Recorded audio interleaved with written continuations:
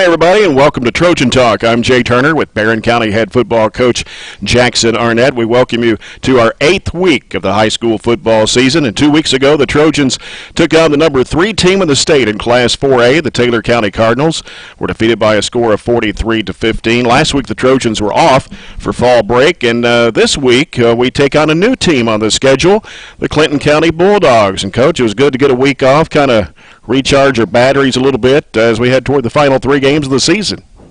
Yeah, it was good to have that break and good to have our, good fall break. And we had 2 good practices over the break. And, kids are energized. We got some injuries healed up. So, we're back to full strength again and just ready to get back at it, come back home. We'll come back to 2 weeks ago with that Taylor County game, recap a little bit.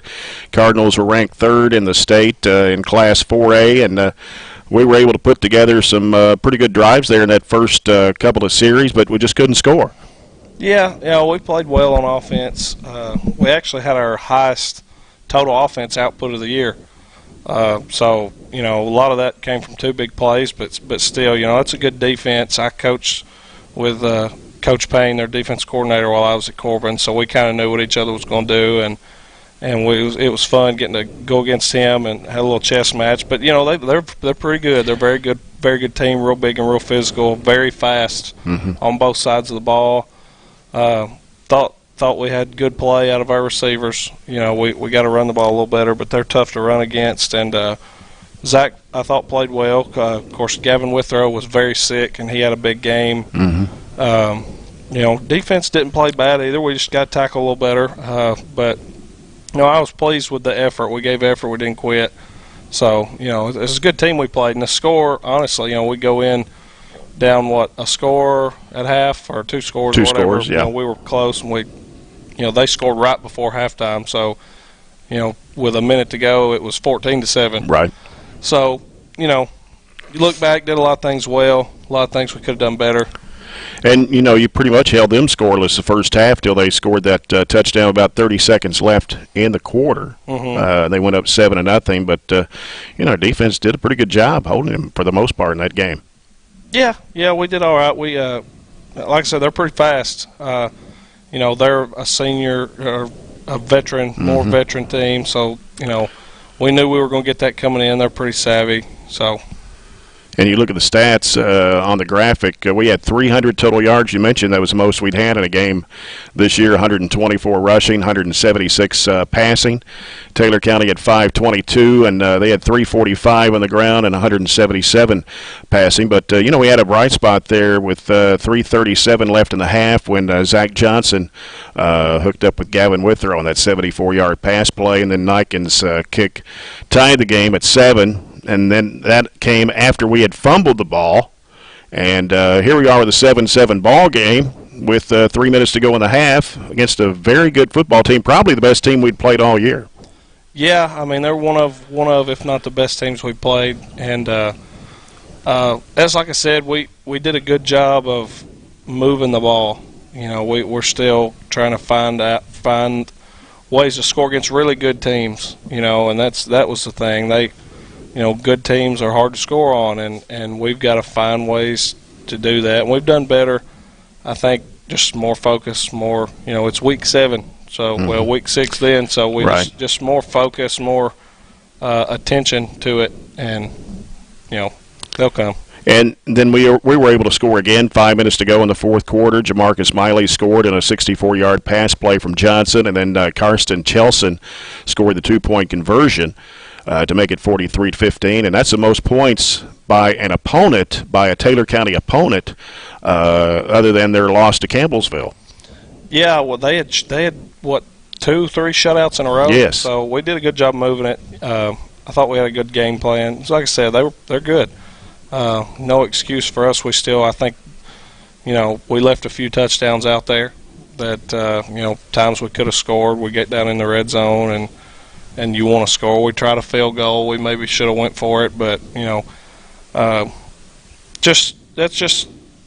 got some young kids still. Right. But going into this last 3-game stretch, we've really stressed finishing and getting in the end zone. Yeah. Again, I thought our, total yards, we had 300, and that was, again, the most we had in any game against a very good team. Right. We're getting better. Keep getting better every week, and that's just a testament to how hard the kids are working. Yep. Well, Coach, we're going to take a short break, and when we come back, senior player Tanner Slagle is going to join us as we continue Trojan Talk after this break on BCHS Live. You're watching BCHS Live on YouTube, Facebook, or Twitter. BCHS Live is a student-led live online video production program started in 2015 by 4 BCHS freshmen. The BCHS Live program is here to showcase everything going on at BCHS, from athletics to special events and opportunities to ceremonies and celebrations. The BCHS Live program is here to show everyone in our community what BCHS is all about, and with 3 major online outputs of our broadcasts, we truly live up to our motto: everything BCHS, anywhere you want it. The Trojan Thread School Spirit Store is the #1 place to find any and all things BCHS, with a wide selection of clothes including hoodies, t-shirts, long-sleeve shirts, and polos, to everyday items including pens, pencils, notebooks, and stickers, to jewelry including earrings, necklaces, bracelets, and wristbands. So stop by the Trojan Thread Store any weekday from 8 a.m. to 11 a.m. or during any home varsity basketball game. The Trojan Thread School Spirit Store, keeping Barren County in style. Heading into the second year from an approximate 12-year hiatus, the Trojan Times has an all-new look and an all-new approach to bringing you BCHS happenings. We are an entirely student-based publication working more than ever this year to inform you with BCHS happenings. I'm Brennan Crane, Editor-in-Chief, and I can say that we are thrilled to showcase BCHS in a whole new way. You can find us on Facebook, Twitter, Instagram, and Snapchat at BC Trojan Times. You won't want to miss this. Go BC! The Burgundy Media Network, or BMN for short, is a network of Barren County High School's 3 major media outlets: 88.7 FM, Trojan Radio, BCHS Live, and the Trojan Times school newspaper. As a whole, we are determined to provide you with BCHS news, sports, and interest like never before. Check out our weekly newscast broadcasted every Friday from within Barren County High School, or check out our website at barrenschools.com/BMN. From all of us to you, we thank you for your support of all things BCHS.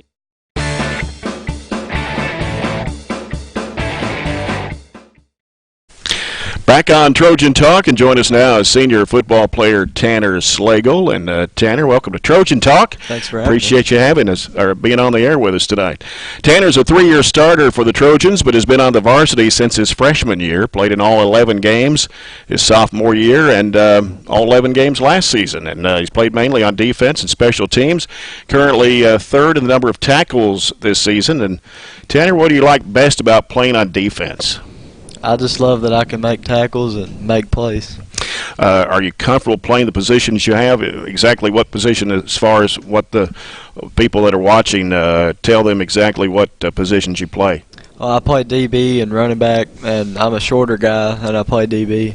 And I'm not really worried about the bigger guys because I can always keep up with them and just jump with them. Yeah. You played under 2 head coaches during high school. What's it been like playing for Coach Arnett these past 2 seasons? He has made it really enjoyable for football here again. I just can't explain enough how good he's done.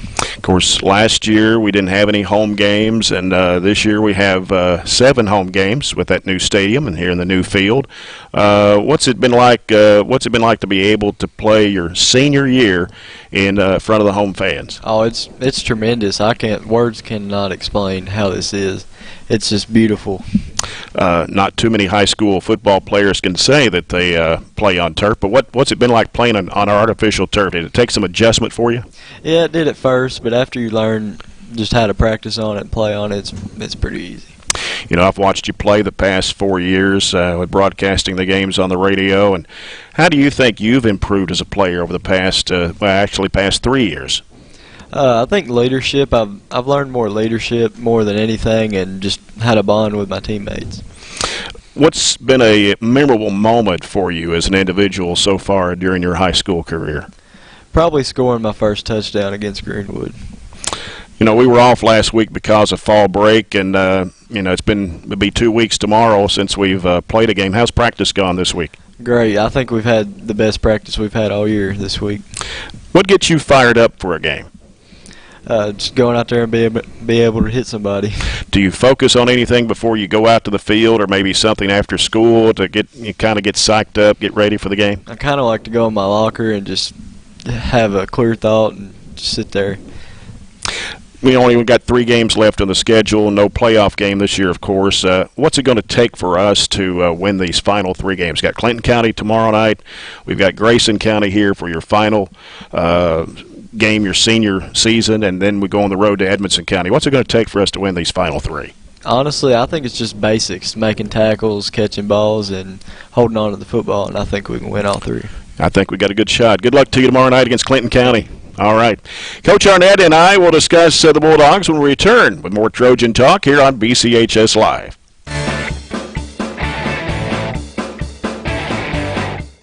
You're watching BCHS Live on YouTube, Facebook, or Twitter. BCHS Live is a student-led live online video production program started in 2015 by 4 BCHS freshmen. The BCHS Live program is here to showcase everything going on at BCHS, from athletics to special events and opportunities to ceremonies and celebrations. The BCHS Live program is here to show everyone in our community what BCHS is all about, and with 3 major online outputs of our broadcasts, we truly live up to our motto: everything BCHS, anywhere you want it.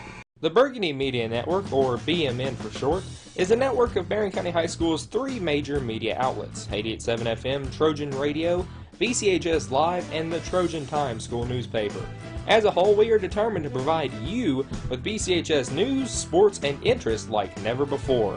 Check out our weekly newscast broadcasted every Friday from within Barren County High School, or check out our website at barrenschools.com/BMN. From all of us to you, we thank you for your support of all things BCHS. The Trojan Thread School Spirit Store is the #1 place to find any and all things BCHS, with a wide selection of clothes including hoodies, t-shirts, long-sleeve shirts, and polos, to everyday items including pens, pencils, notebooks, and stickers, to jewelry including earrings, necklaces, bracelets, and wristbands. So stop by the Trojan Thread Store any weekday from 8 a.m. to 11 a.m. or during any home varsity basketball game. The Trojan Thread School Spirit Store, keeping Barren County in style. Heading into the second year from an approximate 12-year hiatus, the Trojan Times has an all-new look and an all-new approach to bringing you BCHS happenings. We are an entirely student-based publication working more than ever this year to inform you with BCHS happenings. I'm Brennan Crane, Editor-in-Chief, and I can say that we are thrilled to showcase BCHS in a whole new way. You can find us on Facebook, Twitter, Instagram, and Snapchat at BC Trojan Times. You won't want to miss this. Go BC!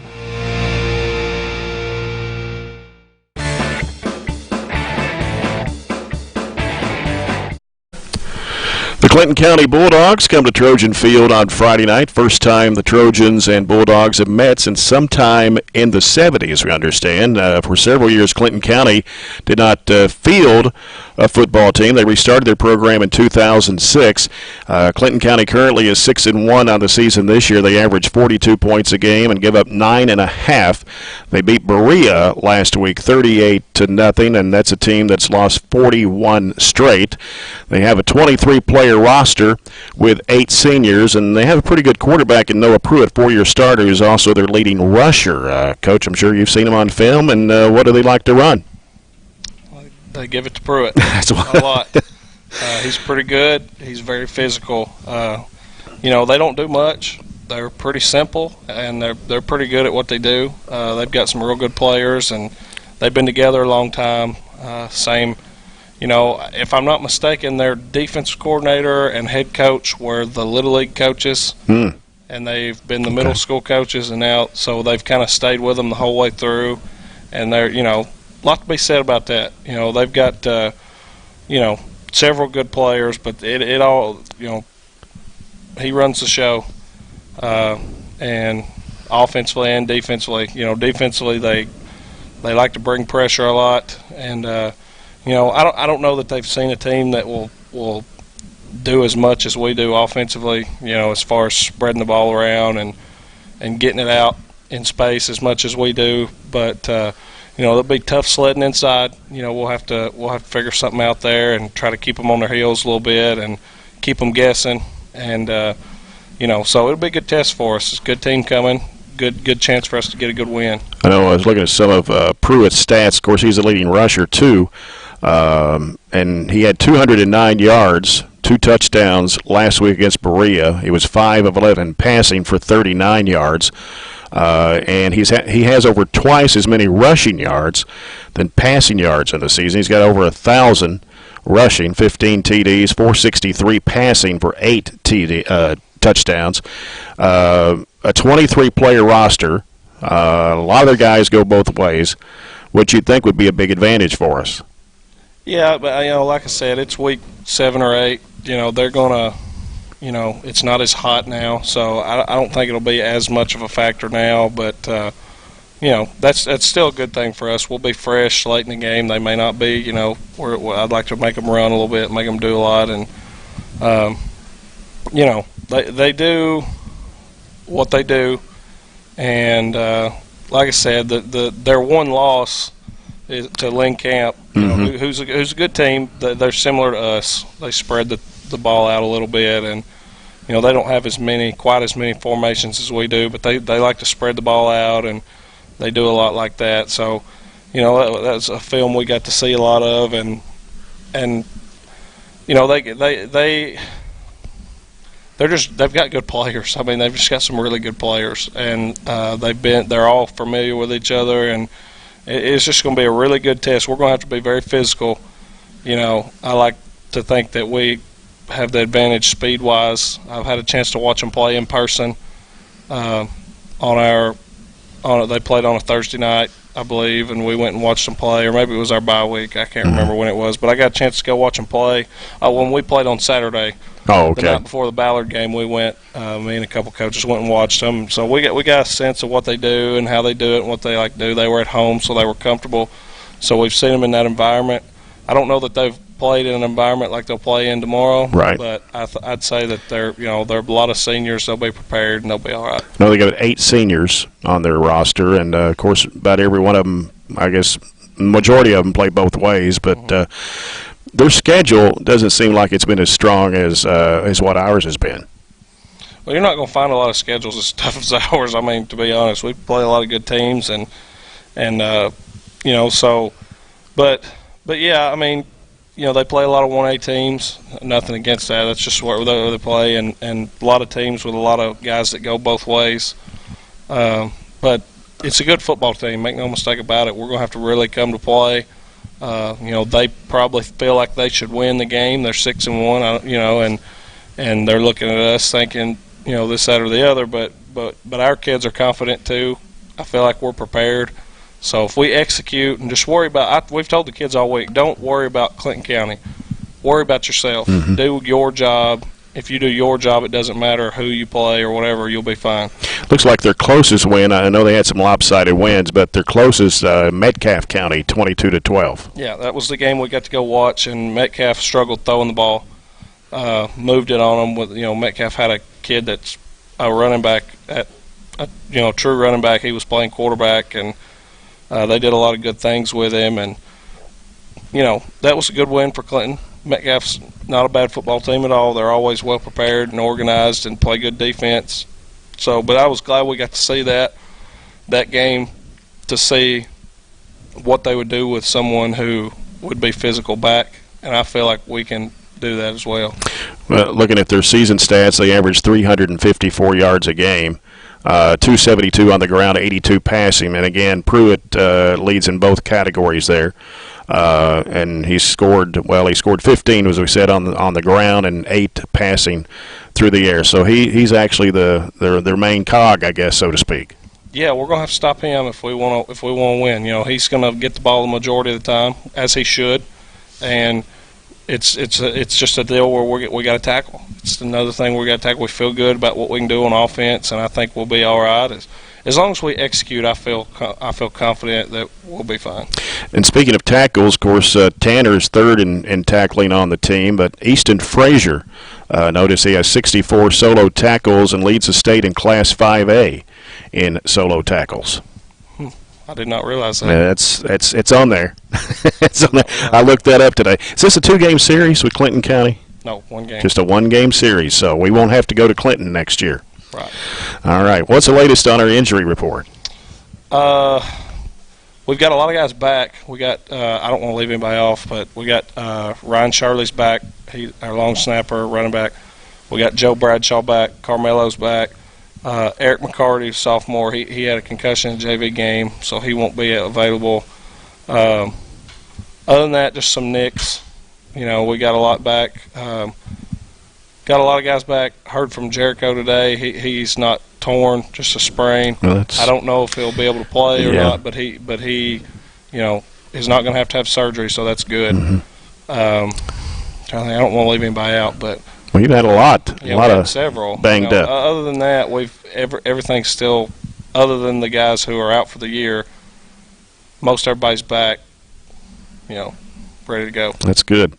We got 3 games left, of course. Clinton tomorrow. We got Grayson here next Friday night, which we'll talk about next week, and then we'll close out at Edmonson County. Very good chance of going 5-5. Yeah, if we execute it, we got a chance. We just got to get this one first. That's what I told them. You know, we got to win the next one. The next one's the most important one. Right. Little League night tomorrow night. Yes, and pink out. And the weather should be there'll be the kind of football weather I like tomorrow night. Me too. Yeah. Me too. Looking forward to that. Coach, anything else you want to add? Come support us, wear pink, and bring your youth football players. All right, looking forward to it. Game time, 7 o'clock tomorrow night, and you can hear the broadcast of the game on Nash Icon 103.7. We're going to have the pink golf cart out tomorrow night, too. The pink golf cart? Oh, yeah. We have a pink Is that something special that we have, or we just decorated pink? We have a pink golf cart and a white golf cart. Okay. All right, can't wait to see that. And also, we're online tomorrow night as well. If you can't pick us up on radio, espnky.com if you're out of the area. So you can join me along with John Butler, Robert Bauer, sideline reporter Chad Withrow. You can watch the game and listen to our broadcast on BCHS Live.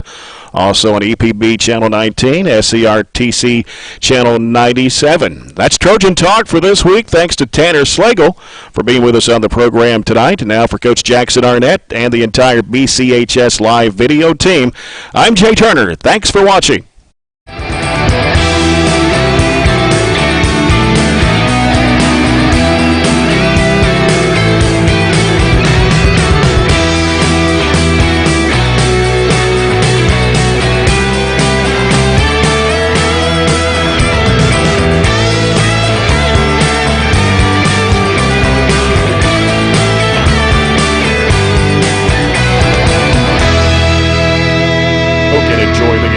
Come back, take a look at the starting lineups of tonight's game. The Trojans and the Bulldogs here from Trojan Fields. You're following Barren County High Football on 103.7 Nash Icon.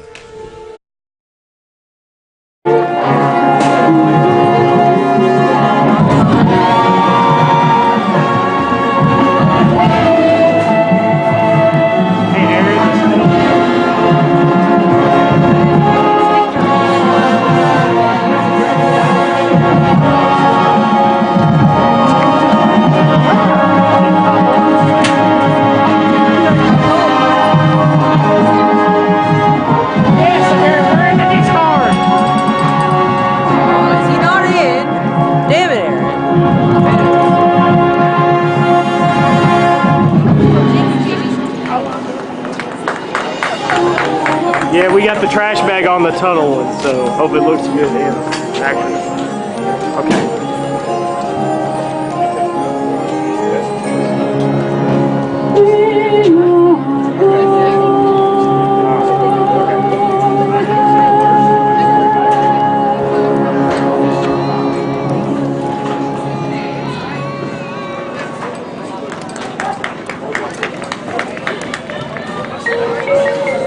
I'm not crazy. My reality is just different from yours.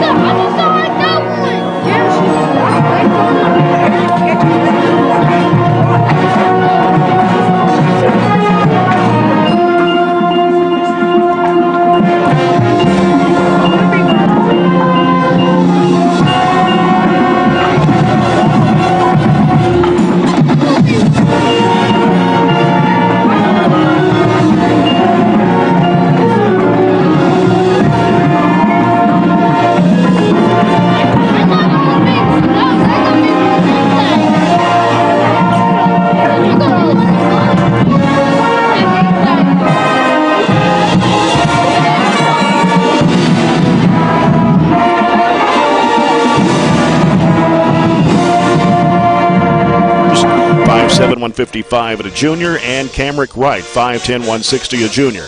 Head coach is Jamie Miller. For the Trojans in offense, the linemen are Hunter Wilson, 5'9", 175, sophomore. Easton Frazier, 5'10", 206, a junior. Cody Rogers, 5'11", 229, a junior. Jordan Riddle, 5'9", 157, a junior. And Campbell Ross, 5'10", 184, a junior. Receivers are Gavin Withrow, 5'9", sophomore. Jamarcus Miley, 5'11", sophomore. Karsten Chelson, 5'10", junior. And Caleb Spillman, 5'10", 135, senior. Running back is Tyler Bush, 5'11", 168, a junior. Quarterback Zach Johnson, 5'11", 214, a senior. And the kicker is Aiden Niken, 6'3", 185, and a freshman. On defense for the Trojans, Wyatt Pettigo and Cameron Hurt will be on the defensive line. Pettigo, 6', 185, senior. Hurt is 6'1", 270, a senior. C.J. Gutierrez, 5'10", junior. Not sure who's going to start in place of Nolan Toohey. We'll find out here in just a little bit. Easton Frazier is a linebacker, along with Jake Gill, 5'11", 155, and a junior. Peyton Schartzer, 5'10", 133, a junior. Defensive backs are Tyler Bush, along with Tanner Slagle, 5'7", 128, a senior. Landon Neal, a 5'7", sophomore. And Jackson Coots, 5'10", 127, and a junior. Jackson Arnett in his second season here at Barren County. His assistant coaches are Tommy Muse, Chad Perkins, Scott Chapman, Chad Eaton, Jacob London, Josh Harlan, Denny Brand, Kelly Maxey, Victor Coleman, and Lincoln Arnett. And there is your starting lineups, brought to you by SCRTC. This pregame report brought to you by CPC Commodities. Proven on our farm and made for yours. We'll come back. We'll have the coin toss momentarily and some more pregame coverage here from Trojan Field as Barren County takes on the Clinton County Bulldogs here tonight. It's the second of last of the regular season games here for the Trojans, as next Friday night they'll host Grayson County for senior night, and then 2 weeks from tonight be on the road at Edmonson County for the regular season finale. Also tonight it is Little League night. It's also Pink Out night as well, and the Little League teams from Barren County will be introduced during halftime. As are we going to have the coin toss right now, or we'll take a break and we'll come back and get set for the coin toss here in just a little bit. Trojans and Clinton County as you're following Trojan football on 103.7 Nash Icon.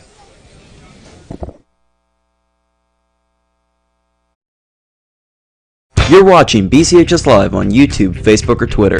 BCHS Live is a student-led live online video production program started in 2015 by 4 BCHS freshmen. The BCHS Live program is here to showcase everything going on at BCHS, from athletics to special events and opportunities to ceremonies and celebrations. The BCHS Live program is here to show everyone in our community what BCHS is all about, and with 3 major online outputs of our broadcasts, we truly live up to our motto: everything BCHS, anywhere you want it. The Burgundy Media Network, or BMN for short, is a network of Barren County High School's 3 major media outlets: 88.7 FM, Trojan Radio, BCHS Live, and the Trojan Times school newspaper. As a whole, we are determined to provide you with BCHS news, sports, and interest like never before. Check out our weekly newscast broadcasted every Friday from within Barren County High School, or check out our website at barrenschools.com/BMN. From all of us to you, we thank you for your support of all things BCHS. Did you know that Barren County sports teams only receive $250 in yearly funding? So how is each team able to function and stay updated with modern equipment and uniforms? Through the help of the Barren County Athletic Booster Club. The BCHS Athletic Booster Club is the #1 way to help contribute to the student athletes that give Barren County athletics the upbeat reputation it holds. You can help contribute to the student athletes of BCHS today by contacting the boosters on Facebook at facebook.com/BCHS Booster. Let the student athletes of tomorrow shine by donating to the BCHS Athletic Booster Club today.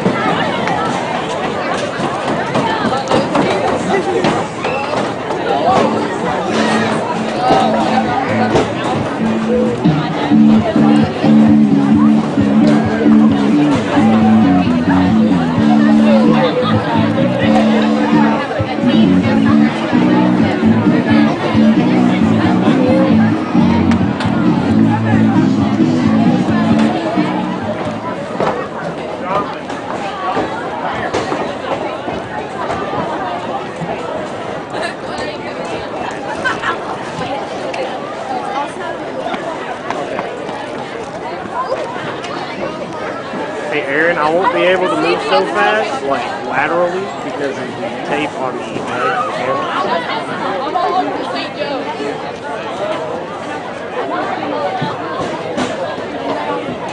Yeah, I think we'll be all right. Hopefully.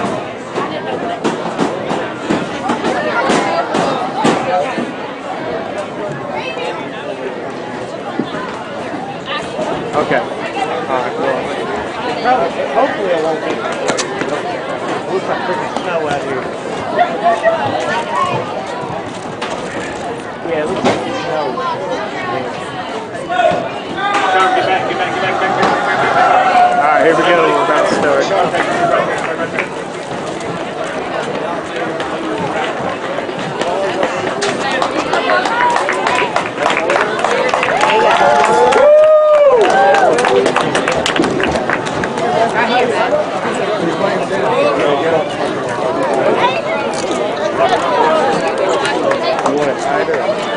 About to find out.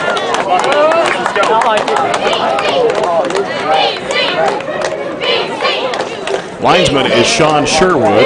Jack Wright is the line judge, and Trey Cardwell is the back judge.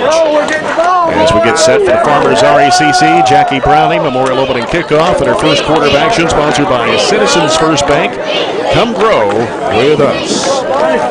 Our sideline reports tonight are brought to you by McDonald's. I'm loving it. You're listening to Trojan Football, 103.7 FM, WHHT, Cave City, Glasgow, Nash Icon, and we're online at ESPNKY.com, BCHS Live, we're on EPB Channel 19, SCRTC Channel 97. We're all over the place. Worldwide. Jackson Arnett. Just a little light rain falling now. I'm not sure how long it's supposed to last. Have a look at the radar. But next week is our last home game and of this season. Goes by quick, doesn't it? Basketball around the corner. That's exactly right. About, 6 weeks away. First day of practice, officially Monday. Well, yeah. But that doesn't matter anymore for anything, does it? Not anymore, but yeah, it's official. Starts October 15th. Big Blue Madness, boys, is on right now. Not that That's I'm right. interested in, but it's on TV. So Barren County is in those all gray uniforms that look really nice. Not the easiest numbers to see, but that's I kind of like the gray look, to be honest with you. And Clinton is in the black pants with the white shirt and blue helmet. I like the uniform. I like that color coordination. The number's a little small for my liking, but all in all, I kind of like that. Mesh of a different color helmet toward the pant. I kind of like that look. Rain doesn't look like it's going to last very long. There's another big patch around like Murray, but I don't think it'll get here. Dylan Gross is the kicker for Clinton County. Dylan Gross, 6'1", 200-pound senior. Got Jamarcus Miley, and who else is back there? Tyler Bush? That's who normally is back there. Looks like Bush and Slagle, actually. Is it Slagle? Okay. Bush is on the left. Slagle on the right. And the Trojans be coming from left to right here in this first quarter. As Dylan Gross for Clinton County will kick off from the Bulldog 40. They only have about 20 players dressed out tonight. And this kick is coming back to the 10-yard line. Bush, 15, now up to the 20, breaks to the 25, now to the 30, trying to get to the 35-yard line, and he'll be tackled just shy of the 40, right around the 39-yard line. Pretty good kickoff return. Very good. About a 20-yard return, maybe a little bit longer than that, so it's going to set us up in good field position right at the 39 of Clinton County. Clinton County is on the near sideline. Trojans across the way. Clinton does not have a lot of numbers. We've already said that several times. But defense, but they're not small either. They got a good size offense and defensive line. All their kids are considerably over 200 on that defensive line. It looks like to me. Looks like about maybe 10 players here on the sideline for Clinton. So a total of 21 dressed tonight for the Bulldogs. Here's Johnson. He looks left side. The pass is going to be completed at the 40, up to the 45, now trying to get to the 50, and tackled right shy of the 50 on the far side of the field. That's Chelson. Karsten Chelson. Going to give him a first down, it looks like to me. A gain of 11 on the... This angle was going to be shy, but got it right on the 50-yard line. So a Citizens first down for Barren County. That's sort of a hurry-up offense. No, not even huddling right now. Receiver here on the near side. One split out to the left now. And Johnson now looks to the near side. Got a flag thrown, an overthrown pass. Yeah, it's going to be probably an illegal procedure or an alignment on Barren County. That ball was high. Trying to get the ball here to Landon Key. We shifted into an empty backfield. We went empty backfield first play and then shifted that way, and it was an illegal procedure. So second and actually be first and 15. I will assume they will decline it, and they did not, and I have no idea why they would not decline that. I would rather be second and 10 than first and 15, personally. But that's just me. So the Trojans backed up 5 to their own 45-yard line.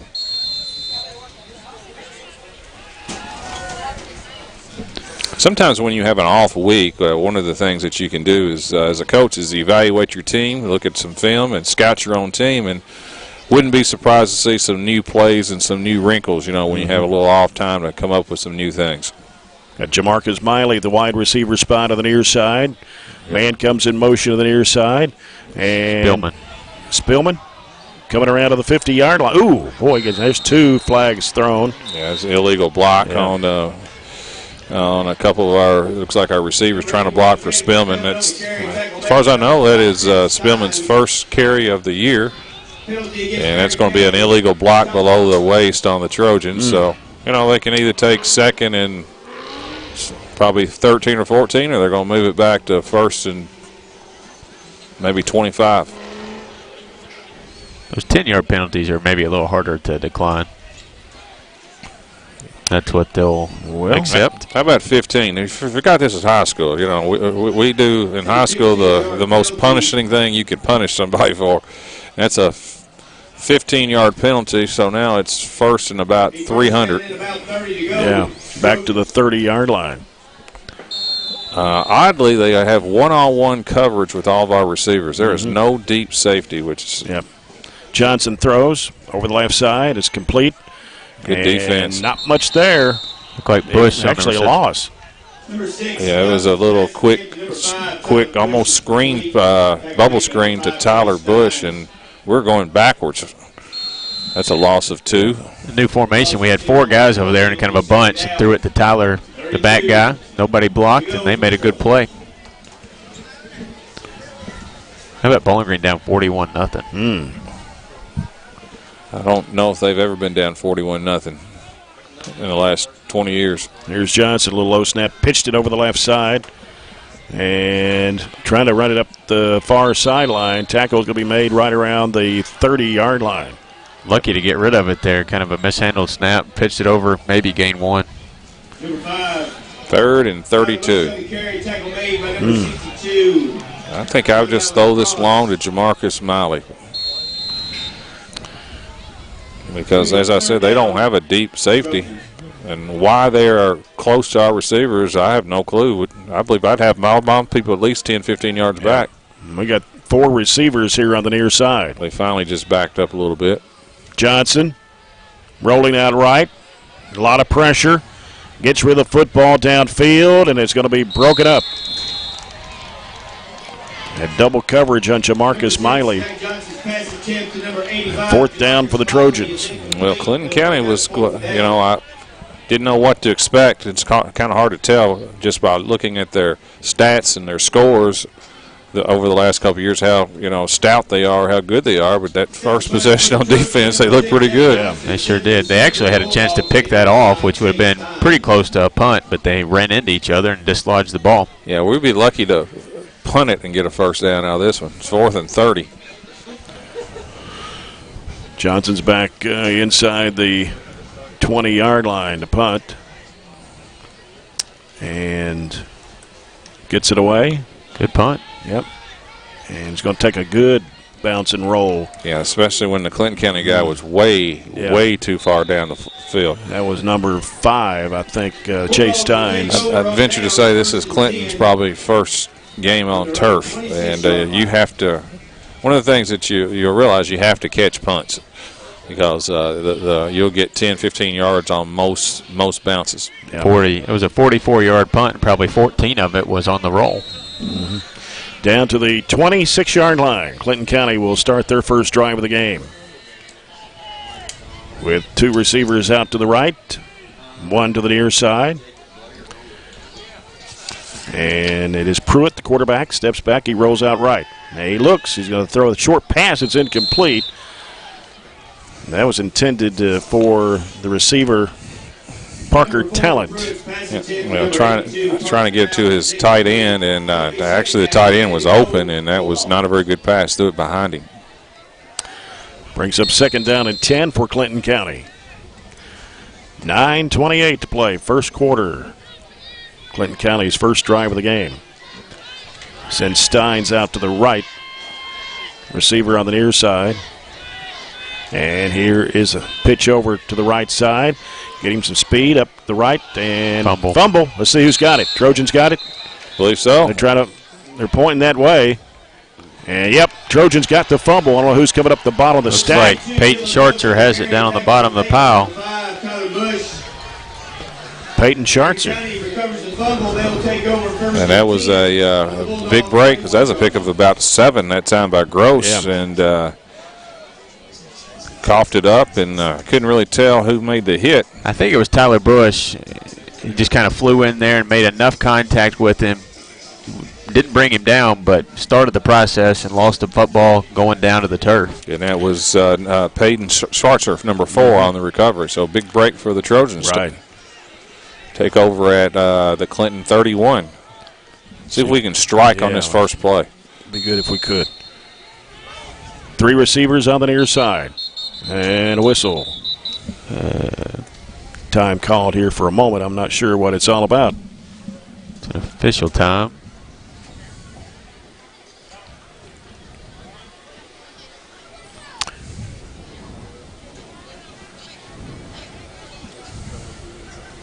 Official talking to both sidelines.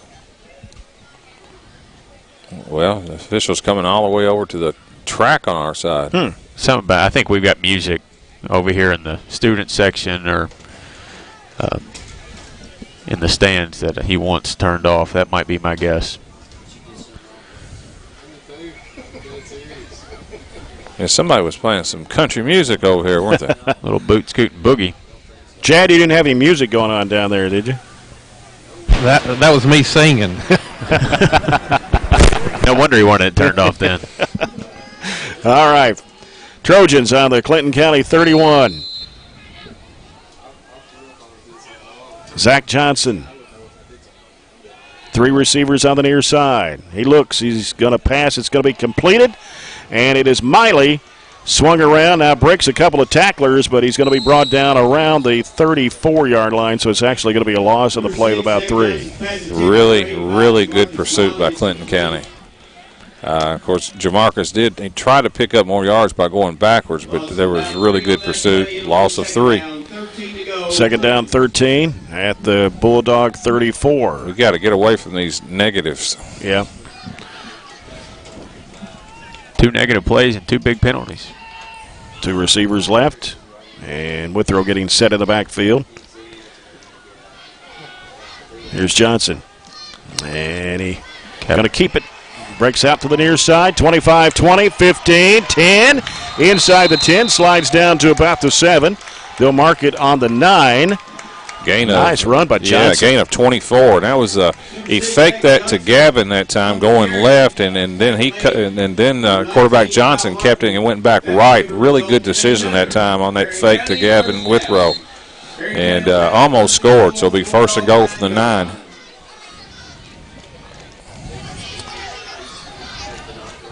So far, we've been primarily almost all throw tonight, and that was a very positive carry. 3 receivers out to the left.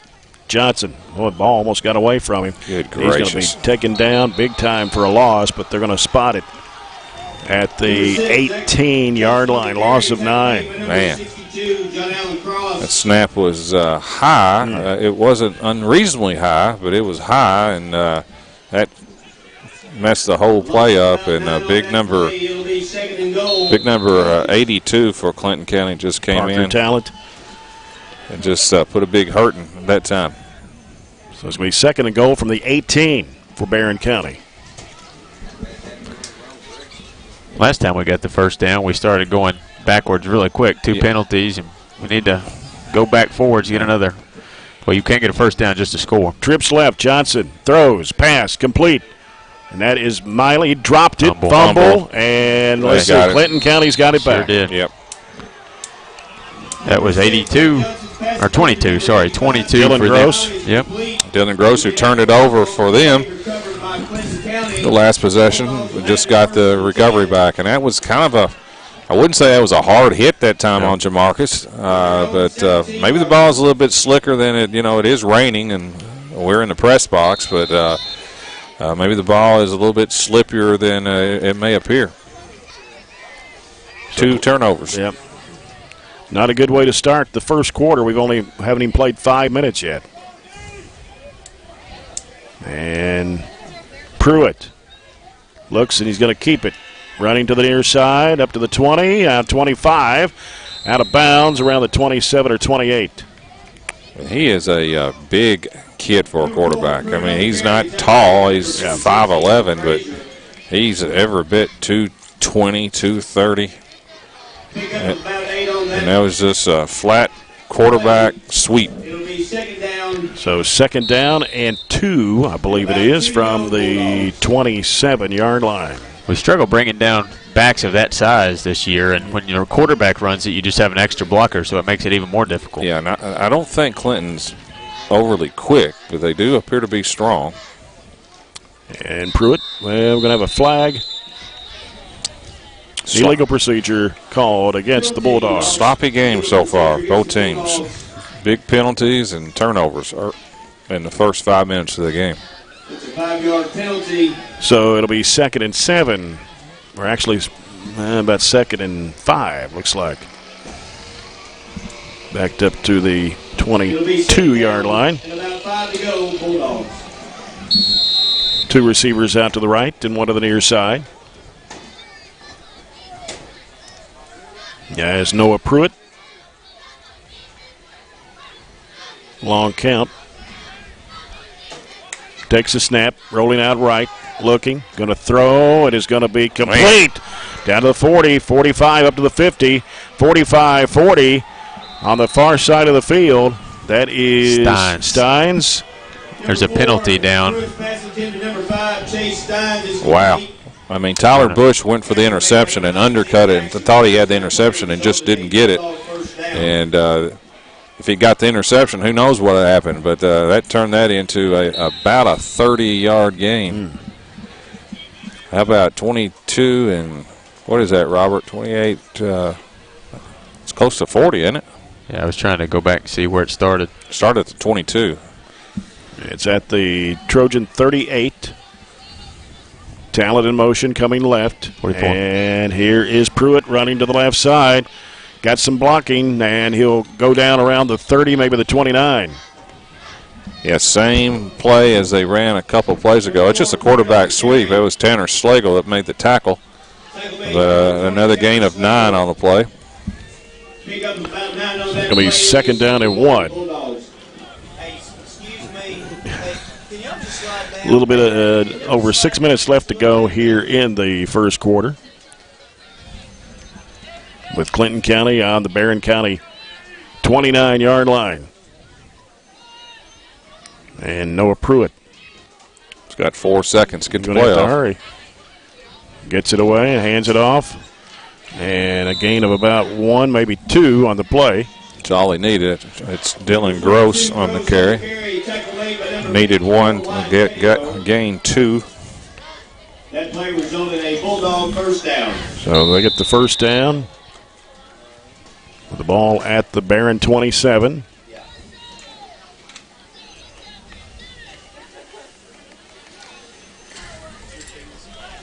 They'll send Steins and Talent out to the right. On the left side is Hill, with Gross in the backfield, and here is Gross on the carry. Upended around the 30-yard line, so a loss of about 2 on the play. Yeah, it's a good tackle that time. That's Tanner Slagle and 15 Jake Gill on that play. Loss of about 3 on that play. It'll be second down, 13 to go, Bulldogs. Coming down to 5 minutes to go here in the first quarter. 2nd and 13 for Clinton County. Right on the Trojan 30-yard line. Talent and Steins out to the right. And here is Pruitt. He's going to throw. The pass is going to be complete at the 22-yard line, I believe it is. Should have been Talent there as tight end. Yeah, he's a good-sized target, too, about 6'2". It was a little out pattern that time. Going to give him about 9 yards on the carry, on the catch. Now it's going to be 3rd down and 5. Quarterback's a solid player. I mean, his throwing motion, I wouldn't say is a classic throwing motion, but he puts it on the mark. And here is Pruitt coming to the left side. Got some blocking, and he's going to run it down inside the 15, down to about the 14-yard line. Number 4, Pruitt on the carry, tackle made. Well, that'll give him a gain of 11 and another first down, and that is the same play. It's 3 straight times. All it is a quarterback sweep. It's a quarterback sweep out of the shotgun formation. I mean, there's nothing fancy about it. Stopping him is a different story, though, because he is a load to stop. I don't know if they're overloading this one side. We don't have enough tacklers over here for their blockers, but that's 3 plays to the left. Yep. Steins goes out to the right at the wide out position. And here's Pruitt dropping back, looking, and keeps it, but gets tackled at about the 14-yard line, I believe it is. Pretty much no gain. It was Wyatt Pedigo that got him by the ankles that time. If he got away from Wyatt, he was going to pick up some serious yardage. So no gain, 2nd down and 10 at the 15-yard line of the Trojans. On the Coca-Cola scoreboard, Glasgow and Monroe County, 0-0 after 1. Yeah. Surprise, maybe? Maybe. Steins goes right, and it's Hill on the left side. And Pruitt going to fire the pass, and it is going to be incomplete, intended for Steins. Tyler Bush may have got a finger on it over there. Yeah, he had. If Tyler had gotten that one, it would have been a touchdown 90 yards the other way. That's the wrong side of the field to make an erroneous throw with. Yeah. Timeout, Clinton County. So the first time out of the ball game. 2:51 to go here in the first quarter. It's going to be 3rd and 10 on the Trojan, or 3rd and 9, I guess, at the Trojan 14-yard line. And this timeout is sponsored by People's Bank. People's Bank, take time out of your day. Their new location, 1300 West Main Street in Glasgow. I've been impressed with Clinton County. As you said, they don't have a lot of players. Obviously, they only have like 20, 21, but they've got good size. The quarterback can make plays, and I think defensively they've played really well. Yep. And I don't think they're going to get wore down playing in these conditions in this weather tonight. No, 55 degrees, and it looks like the rain may have stopped for the moment. Going to send Hill out to the right side at the wideout position. And it's Pruitt under center. Actually, it was Steins under center. We got a flag. It's going to be another procedure. Puts Steins in the quarterback spot. That's their second penalty for 10 yards. That's a big one. Be 3rd and 14. It'll be 3rd down, about 15 to go. I don't see them kicking a field goal. Do you guys? No, sir. So 3rd down, about 14. Be about a 35-yard field goal. From the 19-yard line. Not very many legs in high school can do that anyway. No. Hill on the left. Talent. Steins Fumble. out to the right. Fumble. Still fumbled. And let's see. Yeah, they got it. They got it back. They got it, but it's going to be a loss of about 15 on the play. Back up to the 31, maybe the 32-yard line. Just a bad snap over the head. Nathan Brown actually chased it down. We'll give it a 13-yard loss. I guess it has to give it to the quarterback. It's really not his fault. So, yeah, it's going to be 4th and long. And about 25. Yeah, big break right here. And, boy, both teams have kind of shot themselves in the foot, with turnovers. And we did the exact same thing on our end. We had it 1st and goal from 9 and had a bad snap. You got to think they're going to throw this up to Big 82. Yeah, Talent and Steins over there on the right side. Dylan Gross in the backfield. Delay of game. Sure is. Clock run out, yep. So now it'll be 4th and, 32? They're not used to probably watching that play clock back there. That'll be a 5-yard penalty. You got to get to the 5. They're on the 37. 4th down, 32 to go, Yep. Bulldogs. Obviously, you have to keep them in front of you. There's no reason why you should let any of their receivers get by you here. Snap comes to Pruitt, drops back. He's going to throw it long. It's high in the air into the back of the end zone. That's a flag. We just tackled the guy. The flag in the end zone. He ran right by us, and two of us. And like I said, there's just you. That's just as a player, you have to know on 4th and 27 that nobody gets behind us. You back up. You let them catch anything in front of you. And that receiver had a couple steps on us. There's our safety that eventually got over there, but it's definitely a clear pass interference. Yeah. But I don't know in high school if it's an automatic first down. I don't think it is an automatic because I'm happy for us. But that's the dumbest rule in history. We talked about that multiple times. If the receiver gets past you might as well just tackle him. I mean, that's the football people in our state must be offense or defensive people. But I don't understand. It's clear to me that the rules are screwed up. Why? Looks like to me high school football coaches would figure it out and go, this just doesn't make sense. Every other level, NFL, you get it to 1. Yes. That moves it down to the 32-yard line. And Pruitt looking, throws it across the middle, and it's too low. Incomplete. Yeah. So you have to give us credit. I don't know if we knew that or not, to be honest with you. But if you're beat, if we intentionally interfered with him to stop that touchdown, then that's smart on our part. It was, we'll say it like this. It was a very clear pass interference. He tackled the kid. He did, before the ball got there. The ball actually hit us in the back, the tackler in the back. Yeah, but boy, that's a bad high school rule, among a lot of bad high school football rules. So the Trojans take over on downs, a minute 46 to go here in the first quarter, no score. And in college, defensive pass interference is 15 yards and an automatic first down. In pros, it's automatic first down, and it's a spot, so it'd been 1st and goal from the 1. And what makes it worse, high school is usually one of the only places you see those 1st and miles. You don't see that very much. Johnson fires it to the left side. It's complete. And going down at the 30-yard line. It's a loss. That was Bush. Just another great tackle by. They got through all of our blockers. We had to try to set up a screen, and it didn't work. It is clear through our scouting that our football that we believe we need to spread them out because we're predominantly pass tonight so far, right? Yeah. Oh yeah. Through 11 minutes of the game, that's proven not to be the case, though. Yeah. We've thrown it about 90% of the time. Johnson pitches it over on the near side and running up across the field. First and down. taking it down. Touchdown. 50, Tyler 45, Bush, 40, 35, 30, 25, 20, 15, 10, 5. Touchdown, Barren County. 79 yards, and that was a very innocent. That was a running play. That was just it's kind of the quick pitch option that time, and Tyler Bush just that play looked like it had been about an 8 or 10 yard gain, and ended up being a 79-yard touchdown. And there's a penalty on Barren, but I think it's a sideline warning. I don't think it's going to affect the touchdown. It is a touchdown.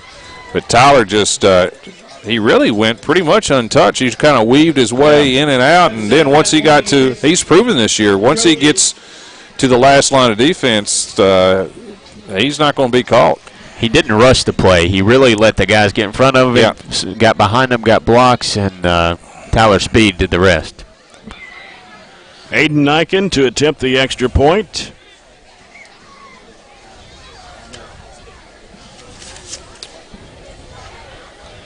In the last game we played, we had a couple big plays. Big touchdown pass to Gavin Withrow. Mm-hmm. Jamison Bowie is the holder.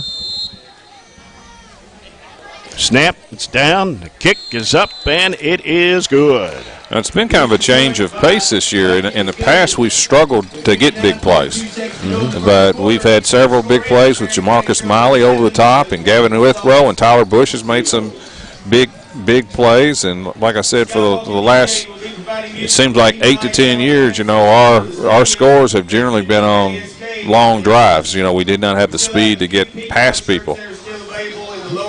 Let's go down to Chad Withrow, and the Trojans up now 7-0 on Tyler Bush's 79-yard touchdown run. Yeah, he was very patient. He really went right on the pitch, and nothing much was there. He cut it back to the middle and weaved his way. And like you all said, I'm not sure he was ever even touched. And once he got out in the open, I think we have the speed advantage tonight, and right there on that play showed it. So now with 59 seconds to go here in the quarter, after some miscues here and there, the Trojans have a 7-0 lead.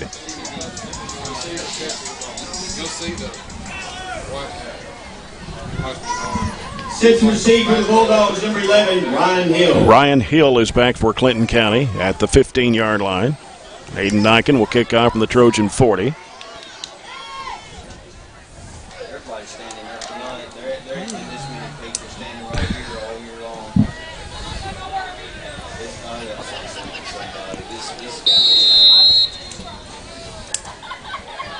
And here is Niken's kick. Coming back to Hill at the 13-yard line. He'll get to the 20. Now tackled around the 26-yard line. And that was Tanner Schlegel again. The guest of your yes, he was coaching show. I thought he did a good job. Tanner came in there and made another tackle. Good young man. I got him in political science. Quiet, but good kid. So Clinton County will have it from their own 26-yard line with 54 seconds to play here in the first quarter, with Barren County up 7-0. They're going to send Talent and Steins out to the left. Got two receivers here on the near side. And here is the handoff coming to 31 for Clinton County, and that is Nathan Brown, the running back. First carry of the night for Brown. And we'll give him pickup of what? Two, short two. Gutierrez on the tackle for the Trojans. Second down and 8 for the Bulldogs. One receiver on the left, two on the right. Talent and Steins. And handoff coming in there to Dylan Gross. Gross will break up to the 32, maybe the 33-yard line, and that'll do it for the first quarter. Yeah, that was Mr. Mayfield on the Joseph Bradshaw. I'm sorry. Yeah, on the good to see Joe back in there tonight. That's exactly He's been right. out for a while. That's going to do it for the first quarter, and after one here at Trojan Field, Barren County leads Clinton County 7-0. We'll come back with a second quarter after this timeout. You're following Trojan football on 103.7 Nash Icon.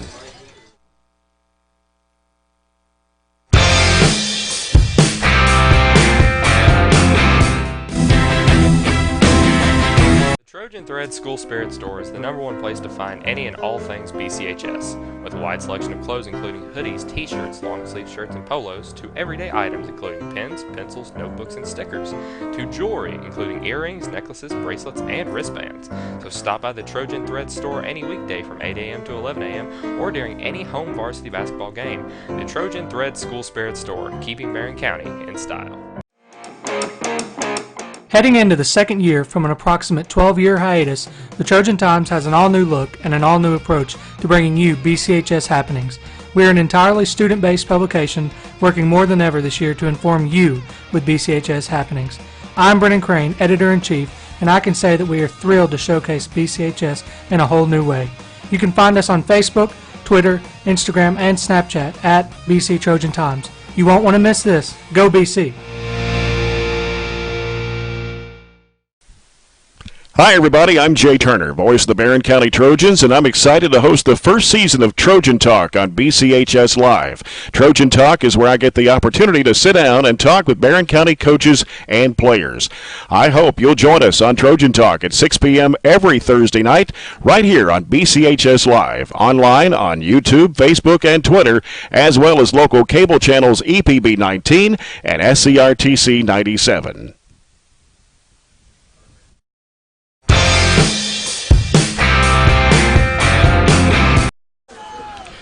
Brings up 4th down and 4 for Clinton County.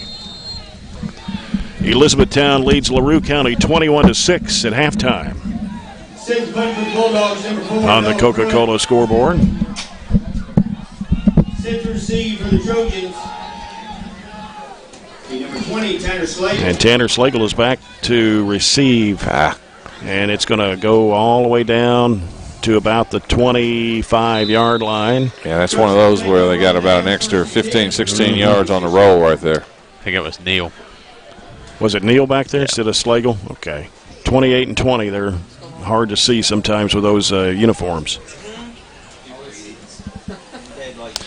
So, Barren County will start this drive from their own 26, leading 7-0.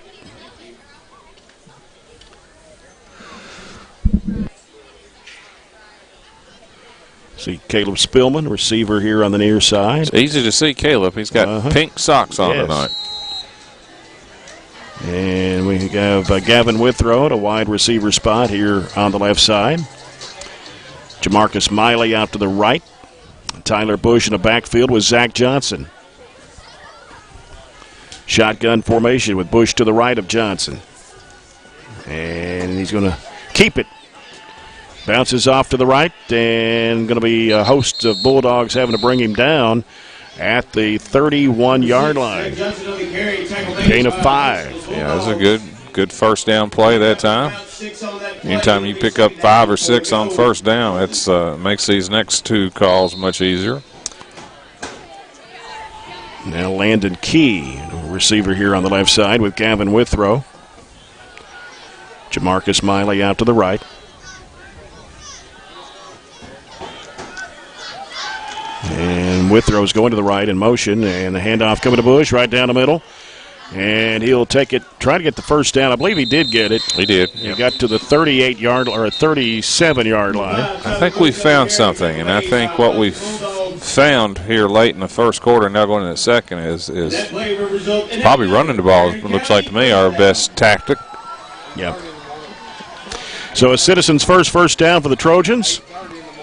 Obviously, Mr. Bush is on a 100-yard pace. He's got to be close to it right now after that 80-yard scamper that he had earlier. 2 receivers both ways. Bush in the slot. Here's Johnson. Left side coming to Withrow. And Withrow is going to be brought down. And I don't believe we got anything on that one. It's going to be stopped for no gain. That looks like number 5 for Clinton County. That was Chase Steins on the tackle. Actually a loss of 1. Yeah, they have defended the pass very, very well.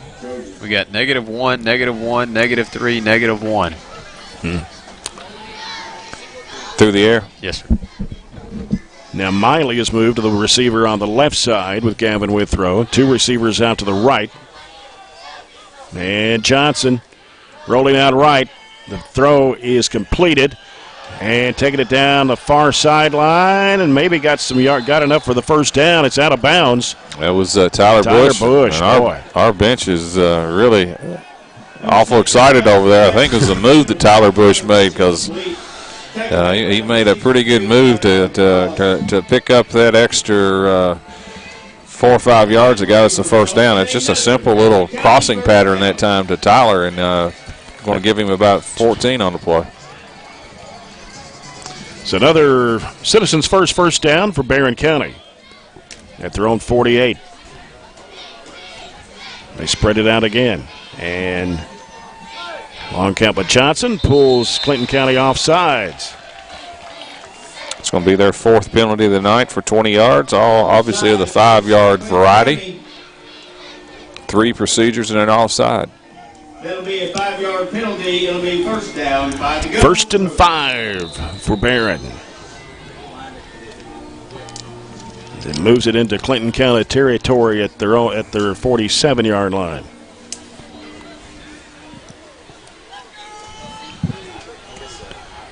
Spread it out again. Johnson flips it over the option, and it is Tyler Bush weaving through, trying to break out to the right side. Still going and taking it down at about the 25-yard line. Very shifty on that move. Tyler Bush. Yeah, you can tell he's really improved over the season. Yeah, it's the same call as we had on the touchdown run to Tyler Bush, except this time it was to the opposite side. And, again, that's a pickup of close to 25 to 30, and a lot of that was just Tyler Bush making some very shifty moves. Citizens first down for Tyler Bush at the Clinton 25. I think Robert's got the stats. That puts him over 100, doesn't it, Robert? Sure does. 4 carries, over 100 already. And Johnson hands it off. With Slagle. Slagle on the carry this time, and he's going to get held up. And let's see, did he get anything on that one? Yeah, he got about 3. Okay. Big John Allen Cross from Clinton County. 6'3", 230. Talking, is there a penalty there we don't see? Apparently so. I think so. Maybe the sideline warning Clinton can't. Or no, illegal shift. Illegal shift. Against the Trojans. Saw the wrong motion. Back us up 5, negate Slagle's 3. 5-yard penalty. So the ball is at the Clinton County 28. 8:45 to go here in the first half. Barren County with a 7-0 lead. So now it's 1st and 9. First down in about 15 to go. 1st and 15. 15, excuse me. Yeah. Got 4 receivers, 1 back. Tanner Slagle still in the backfield. 3 receivers left, 1 out to the right.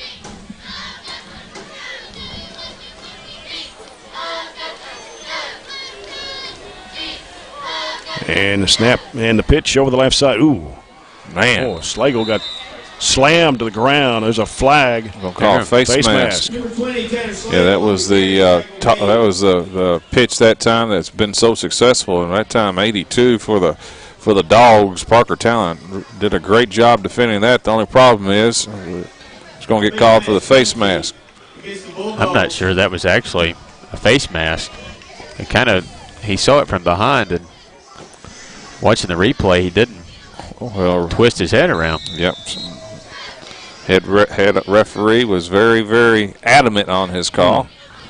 But, again, strangely, no automatic first down. No, just moved the ball to the just a 5-yard face mask, no automatic first down. I don't understand that. I do. It's the high school football rules. Well, I don't like that one. And here is Johnson. He's going to air it out deep. It is going to be incomplete. Yeah, it was good coverage that time by 22. They were trying to get Miley on a go route for going long that time, and that was Dylan Gross on the coverage. He was actually in a really good position, and Gross kind of slipped at the last second and gave Miley an opportunity to make that catch. So 2nd and 15.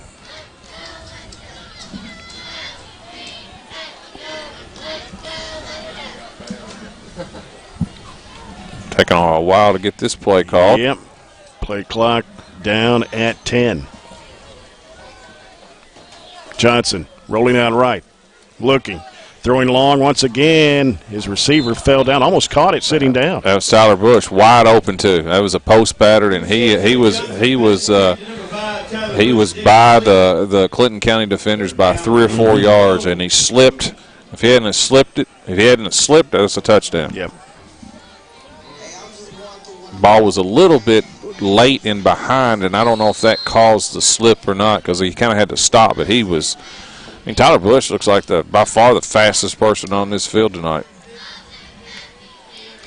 Trips to the right for the Trojans. Miley's on the near side. And Johnson, reverse to Withrow. Nothing. And boy, loss on the play. Big time loss, about 8 if they mark it where it is. Yeah, that was a little bit of a trickery that time. I haven't seen that sort of reverse, and it didn't fool Clinton. So fourth down for the Trojans. Let me ask you something, John. All right. Tyler Bush has 107 yards, breaks off a 22-yard run, and he hadn't touched it since. We're trying to go almost too complicated. It looks like that run right up the middle, just simple handoffs, options, works really well, and now we're going to have to punt. Johnson, the punter. Oh, that's kind of a shank. Yep, that shanked it. That thing went almost over the left the stadium, didn't it? Yeah, it was. It may have bounced over the. I think it did. It did bounced over the fence. On the track, yeah. There's a first. I have not seen that happen before. That does look like my 9-iron right there. I mean, that's exactly like it. That's hard. That last couple times we've gotten with the penalties and the loss of yardage, it kind of maybe forced our hand a little bit. But I got a feeling that Tyler Bush is going to be a bigger part of it. So Clinton County not going anywhere. Maybe a yard. That was Pruitt, quarterback. I think that was Pedigo and Easton Frazier over there on the tackle. Give him 2 on the play. Was that Pruitt? That was the quarterback? Yes. Okay. Yeah. He has 6 carries for 28. Defensively, we've done a pretty good job outside of the pass play that we gave up a few on. Yeah, and Pruitt's had some good runs. He had to give him a loss of 13 on the bad snap. I guess it goes to him. 2 receivers here on the near side. One split out to the left, and here is Pruitt. The pass is going to be intercepted. Tyler Bush. Was it Tyler Bush? Absolutely. Tyler Bush. Oh, they're going to call it incomplete. Oh, no. Watch this replay. We'll see. I would not, if I'm Clinton, I would not throw the ball close to Tyler Bush because that's 3 times tonight he has read the play exactly right and have almost come up with interceptions. It looked like to me he got it to me. That wasn't even close to bouncing. Well, here's the problem. The guy on the side that saw the play called it an interception, and the back judge, who his back was to him, I don't know how he could see it, overruled it. Barren County takes a timeout here with 6:15 to go in the first half. We're looking at the replay right now, and it looked to me not even close. It looked like to me he got it. And like I said, the guy from the sideline comes in and calls it an interception, and the back judge comes in and overrules it. Looking up the back of it, that's hard to see if it bounces or not. Yeah. We'd definitely go to a replay review if we had it in high school. Well, good luck on that. Yeah, we can't get the rules straight. We can't get pass interference to be an automatic first down or a face mask. People's Bank timeout. They're located at 1300 West Main Street in Glasgow. So take a time out of your day and join the People's Bank. 7-0 Trojans. Tyler Bush, 79-yard run. Oh, he's been tremendous offensively and defensively. And a pseudo interception there. Bowling Green was trailing Indianapolis Warren Central, 41-0? I think it was. How does that feel? They're used to be putting that hurting on. And they got South Warren next week. Yeah, that's right. That'll be an interesting game. 55-7 at halftime. Indianapolis Warren Central over Bowling Green. Here's Pruitt. He's going to throw it long. Turn her head. Turn her head. Almost picked off. That's another interference.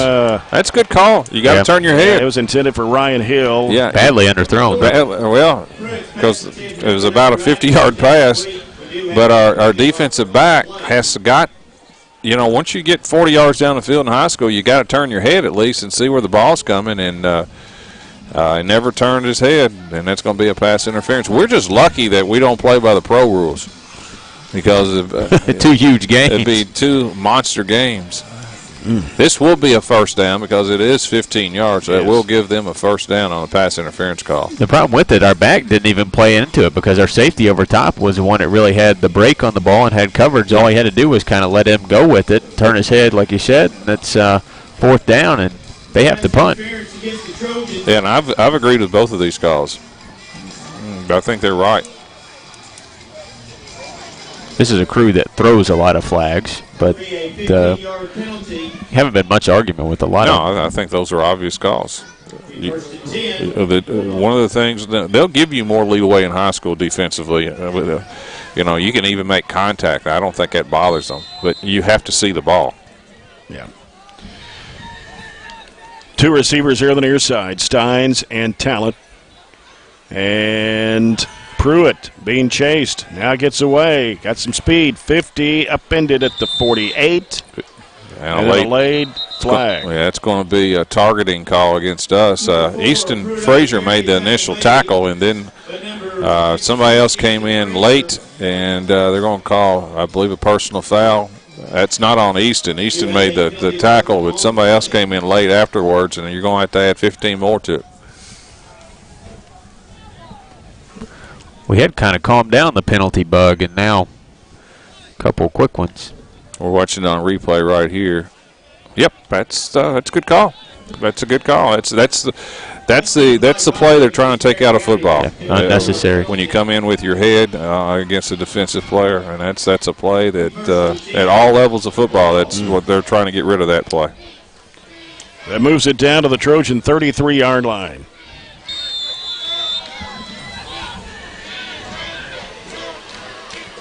And the snap comes to Pruitt. Option on the near side. Gross. And Tyler Bush trying to bring him down. Has to be assisted as they finally bring him down around the 26-yard line. Gain of 7. That was the option same option we've been running. And Tyler Bush was there for the initial tackle, but kind of dragged Tyler 3 or 4 yards after that. Yeah, definitely wasn't a solo tackle for Tyler Bush. 2nd down and 3. For the Bulldogs on the Trojan 26. 5 minutes left in the half. Yeah. And 2 receivers each side. And leaves Pruitt taking it right down the middle. Still going, struggling, stumbles, and goes down at the 19-yard line. Another first down for Clinton County. That was Tim Tebow-like. Just a direct snap to the quarterback, and he just ran it right up the middle. Had a big hole, too. Yes, he did. Gave him 6 and a first down. So Clinton has their first real serious, second serious attempt at a touchdown. They got it inside our 20 earlier and went backwards. Hill is on the near side. Steins and Talent on the left. Gross in the backfield to the right. And here's the pass. It is going to be low, intended for the receiver Steins, I believe it was, on the left side. You can thank that time Mr. Easton Frazier for that play. He was putting a lot of heat on the quarterback, forced him to get rid of the ball a little bit earlier than he wanted to. Tough throw anyway across the body. Yes, it was. He doesn't have, as you said, the most graceful, fluid throwing motion to get some completed passes in that manner. Steins and Talent out left. Hill on the near side. Gross in the backfield. Also, that is 22, and that's Gross on the carry. And fumble. He was down, though. Got 4 before he put it on the turf. And I think that was Tanner Slagle. It was either Cooch or Slagle. The way couldn't tell which one, but anyway, gain of 4 on the play. That puts it down to the Trojan 15-yard line. 3rd down and 6.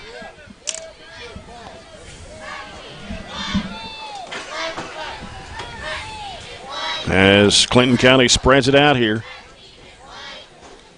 And Pruitt with a man in motion. That's Gross to the near side. He's going to roll out right. He's going to keep the football.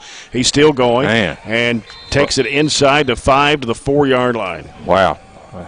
Very hard to bring down, isn't it? Hard to bring down, and it was a fairly innocent play that ended up picking up 11 on the play and a first down. Peyton Schwarzer on the tackle, but that sets Clinton up for a 1st and goal from the 4. The door's locked, can't get in. 1st and goal at the 4 for Clinton County. And Steins goes under center this time. And he's going to hand it off and coming to the near side. No, stopped at around the 3. That is Pruitt. Yeah, good touchdown saving tackle by Tyler Bush. That time they moved, as Jay correctly said, they moved their normal quarterback Pruitt to the tailback. They rarely go under center, but it looks like to me in this formation they are. But that was a good tackle by Tyler. 2nd and goal at the 2 for the Bulldogs of Clinton County. Same formation. Yep. As Steins under center. Steins hands it off and taking it in will be that's number 4, and that's Noah Pruitt. You're talking about a power formation. They had 1 back and they had 2 lead kind of fullbacks on that right side, and that was just power all the way to the right side, and we didn't have enough ammunition to stop that. Comes with 2:58 to go in the first half. That was an impressive drive by the Dogs. Yeah. And they will go for 2 in the lead here. They even have a kicker warming up? I don't know. I didn't pay attention to that. They did have somebody warming up, and it was Gross, actually, that was doing the kicking duties. And here's Steins in trouble. Being chased, gets rid of the football. It is going to be caught. And tackle's going to be made, though, at about the 8-yard line. So they saved the 2-point conversion. The Trojans still have the lead, 7-6. Yeah, that's good defense. They went in that same running formation. They did not have their normal quarterback Pruitt in. They had the other guy, and they went play action pass, and well defended that time by the Trojans. So we keep the lead at 7-6. Those little things like that matter in tight games. We've only seen it a few times this year, haven't we? This will be a shocker to you, John. Monroe County leads 14-0 at halftime. You're right. Over Glasgow. I am shocked. That's extremely surprising. I thought Monroe would play them well. They always do. And Monroe is not bad defensively, but Glasgow not scoring, it's just and now they've struggled. Glasgow struggled a little bit throwing the ball, which has been a little surprising. You know, they've not been as efficient as I think they wanted to. They've been relying almost strictly on that running game with Mitchell. And, of course, Monroe's had a couple weeks to game plan, get well, and obviously they're trying to take that away from them. And Glasgow 5 turnovers in 5 possessions. That's the I was going to say that's the other problem that Glasgow's had this year is they have to be a good team. They've turned it over at an extremely high rate, and eventually that will bite you. Now they'll probably come back and win, but it's hard down the road to beat good teams if you're going to make that many mistakes. Right. And Clinton just kicked it out of bounds. So we'll get it at the 35. Right. 2:58 to go here in the first half. Barren County 7, Clinton County 6. Let's go down to Chad Withrow and give us a little report on the sideline, Chad. Good energy down here on the sidelines from the team. You know, that was a tough drive there, a couple plays that could have went our way, especially interception, but still like a good attitude, and everybody is still got good spirits down here, so we need to get down there and punch this one in before half. Yep. Sideline report brought to you by McDonald's. 2:58 left here in the first half. Barren County with the football on their own 35-yard line. And it is Gavin Withrow trying to sweep around to the right side. Flag is down, and Withrow still running down the far sideline. Yeah, it's going to be too bad. It's going to nullify about a 25-yard carry. It's going to be an illegal block or hold in the backfield. It's going to be a hold, so that's going to nullify a big gain. And the way the flag was thrown, it's going to probably going to make it 1st and 22. It's our 6th penalty for 65 yards tonight. Yeah, Clinton has 5 for 25. We've had 2 pass interferences we've had a personal foul, and now there's a holding. So our penalties have been big ones. First and 20 for Barren. Metcalfe County leads Greene County 18-7 at halftime. We got a official time called. Not sure what that is. Equipment issue or something maybe? Or a spot issue. Yeah. They gave us a 13-yard penalty, which you said was about close to right. Yep. So, first and 23. Plenty of time, 2 timeouts. All right, we got trips on the near side. One split out wide to the right. And Johnson fakes the pass, now throws again, and it's overthrown. Intended for Jamarcus Miley out around the 40-yard line. Yeah, that was the kind of the post pattern, trying to cross the middle. That would have been a heck of a pass to complete that one. About 25 yards down. Had to put that on like a bullet right there. Yeah. Second down, 23. Tough throw. From the Trojan 22. With 2:28 to go here in the half. Barren up 7-6.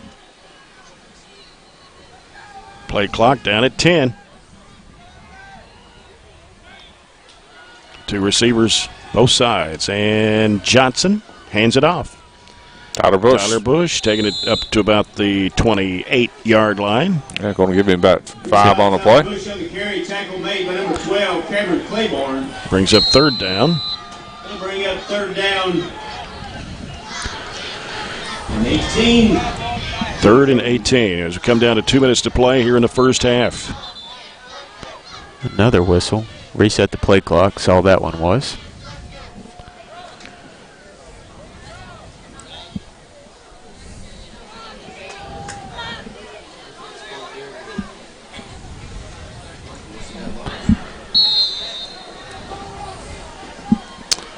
All right, we're set. And here's Johnson. Throwing it to the right side. It is going to be incomplete. Intended for Gavin Withrow. Gavin Withrow is incomplete. I mean, you're probably not going to pick up the first down on a running play there, so you're trying to go for it with a pass, but the negative is you stop the clock for them. We'll got punt. They have 2 timeouts, and they'll get the ball probably around midfield if they field the punt. If they field the punt, they're way too far back. I don't really know what they're doing, to be honest with you. You got to adjust. He's their back guy 60 yards back down the field. So Johnson with a punt. Takes a bad bounce this time, back to the 50. Took a Clinton County back. Bounced backwards. 1:43, 2 timeouts, and right on the center of the field. There's a penalty on Clinton. It's running into the kicker. Yep. That will not be a first down. The only way it's an automatic is if it's roughing. It is high school football. You never know what these crazy rules are, or what they'll make up. I didn't even see him get touched. Did you? I wasn't paying attention. I was watching the bounce, honestly. I didn't see that at all. So it's going to be a re-kick. We're looking at we're trying to see the replay. There wasn't anything on the video where the punt was. He might have got the plant leg just ever so slightly. Chase Steins is back to receive the punt for Clinton County. He's back inside the 35, down around the 32-yard line. And Johnson, this one a little better. It's going to bounce and roll. Did it go out of bounds? It did, around the 30-yard line. What's that, a 21-yard difference? Yeah. You got to field it. I don't think they want to. Or they've had trouble fielding it all year because they're not even making an attempt to field it.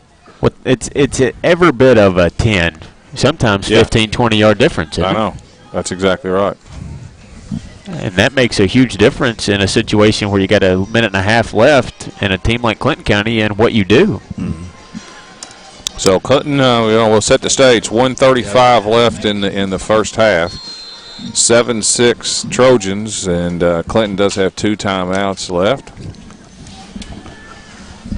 Clinton County moving left to right here in this second quarter. Going to bring Hill at a receiver spot here on the near side. They're going to go under center. And it's Steins, the quarterback, on the handoff. Yeah, by that play selection, they don't look like they're really interested in trying to score by the end of the half. But they are not huddling, so it's a little confusing. And a little hurry up, right? Yep. Pruitt playing in the backfield. Now they switch around this time. Yeah. And if I'm trying to score, I don't know why I would run the fullback on the first play. So now Pruitt is back at the quarterback spot. And he's going to throw. The pass is going to be complete on the left side. Breaks a tackle. And going to be thrown down about the 48-yard line. Clock stops on the first down. You'd have probably been better off to just run out of bounds instead of try to pick up extra yardage, especially with Easton right in front of him. Have to move the chains. 54.6 to go before the break. Give him 15 yards and a first down. Timeout called by Clinton County. Well, it was just I guess I was surprised about the first play call because you could say, you may want to trick Barren with a run, but that wasn't really a trick run, maybe a draw. It was just a simple little handoff to the fullback, which got on nothing. And then the second time they decided to throw again, and picked up 15. So, they have one timeout left, and they're in great spot on the field at the 50. It's still hard to score with 54 seconds to go in a half, especially if you don't have any interest in kicking a field goal, and I don't think they will. And I've said this 1,000 times, and every time I say it, it ends up burning us. You can't let them get behind us. I mean, defensively, you have to keep them in front. And if they get behind you, just tackle them. Well, yeah, that's exactly right. Tackle them before the ball gets there. But we got burned at Adair County like that, and you just cannot let anybody get behind you. You almost need to drop another safety back and give us an extra prevent. Yeah, just let them catch it and then tackle them. Hill out to the left, and Steins along with another receiver there on the right, and they're going to throw it right across, and it is going to be complete. It's wide open. If he doesn't fall down, it's Steins and a big play. And first down for Clinton County at the 31. That's a gain of 21, and that's and I don't mind catching in front of us, but he had a touchdown. He just fell. He just fell down. And clock it real quick. There's a penalty coming from our sideline. Man, this is a penalty. Flag throwing crew. Flag throwing. In celebration of Columbus Day, they want to throw the flags. Illegal procedure on. So just how do you get an illegal procedure clocking the ball? Oh, yeah, I guess they weren't set at the line. But anyway, that's 7 penalties on the Dogs. And how many we have? We got 6. That's 13 penalties in the first half. How many yards and penalties, though? We got 65. They have 35. They keep theirs at the 5-yard variety. And then after they throw a penalty, they all have to talk about it to see who the smartest one out there is and knows the rule. First and 15 as Clinton County backed up to the Trojan 39-yard line, or excuse me, 36. 44.9 to play here in the half. Pruitt rolling right, now cutting back. Gets to the 35, 30, 25, running all over the field, breaking tackles left and right, breaks another tackle. He may be gone, and he will make it in for the touchdown. That was just a busted play, really. 31 yards. Boy, give that kid credit. Boy, let's give him 36 on the play. Give him credit. He does not look athletic, but he makes plays. I mean, he has 36-yard touchdown. Officially probably ran 50 because he crossed the field and we got to make, Coach Arnett has constantly talked on his coach's show about tackling better. Yes. And we didn't tackle, and again, to give up a touchdown at the end of the half is painful. They're going to call a timeout here, talk about the 2-point play to get the extra point back they missed earlier. Gives him 95 yards. It was supposed to be a drop back. He was looking drop back probably again for his big receiver across the middle, and Easton flushed him out of the pocket, and nobody helped Easton clean up and ran right up the middle. He broke a few tackles. He did. And I said in the opening, this would not be by any stretch of the imagination the most athletic team we played, but they would be tough. And the quarterback, I think, just is a clear illustration of their toughness, and he does the majority of their offense, and they go with him. I think what's frustrating is that you don't want to give up big plays, whether it's running or throwing, this late in the half, and you give them 8-10 yard carries, and then but we ought to see that and try to make the tackle. And I understand, that doesn't always work out that way, but that's a big momentum shift, because if you remember, Clinton won the toss and deferred the second half, so that means they're going to score and they're going to get the ball right back, and that's the perfect play in football. Steins under center for the Bulldogs, and he'll hand it off to Pruitt right down the middle. That's the 2-point conversion. That's the quarterback, boy, and he is. You talking about having a game right here? He's just a football player. I don't know how to say it. He's not going to be recruited by UK or Alabama, but he's just a football player. He's their linebacker on defense, and he's the quarterback on offense, and he's built like a fullback, to be honest with you, and he just makes plays. Well, he's ran for 1,100 yards so far this year. Yeah, well, he's run for 95 this half. The crazy thing is, you said it's going to come back to bite us when you were kind of saying it, but the crazy thing is, how many times does that happen? We've seen that over, it seems like the last how many ever years, and we've inevitable. Done it, and we do it to other teams too. Yeah. No, I'm not. I wasn't making a statement about us. It just seems like high school teams give up a lot of plays at the end of halves. You practice all kinds of situations. Is that just one they don't? No, I think they do. It's just I don't know. Because I see it both ways. Parker Talent will kick off for Clinton County. 14-7 Bulldogs. 32.7 to go here in the first half. And this is a short kick. Got to catch it. Got to get on it. And picked up. That is Jackson Coots, number 19, taking it up to the 40-yard line. All right. Stops the clock with 25.7. We got 2 timeouts and 25.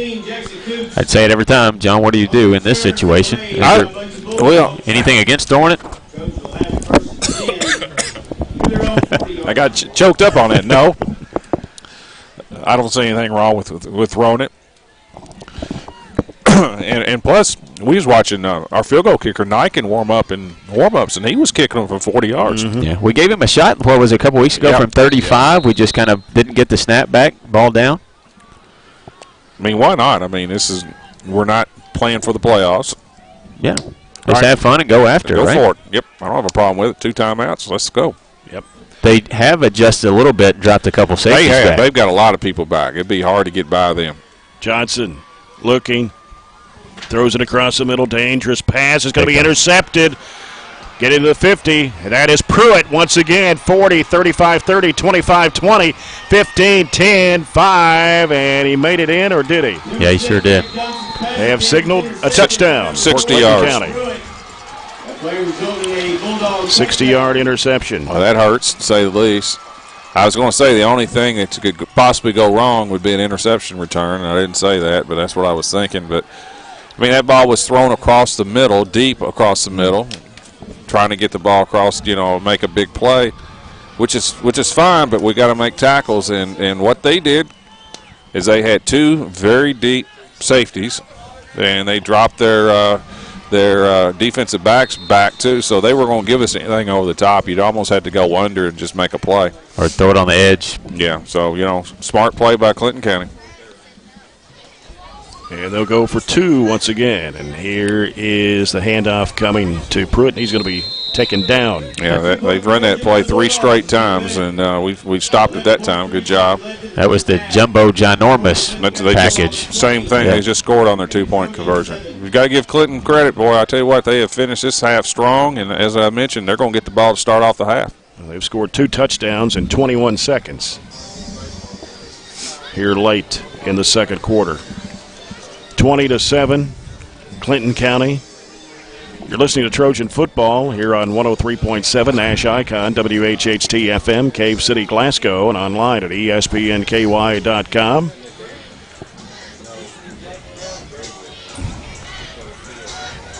Yeah, that's kind of took the wind out of your sail. 2 TDs. Glasgow down 14-0. That is very surprising. Still, that was the last score I've got too.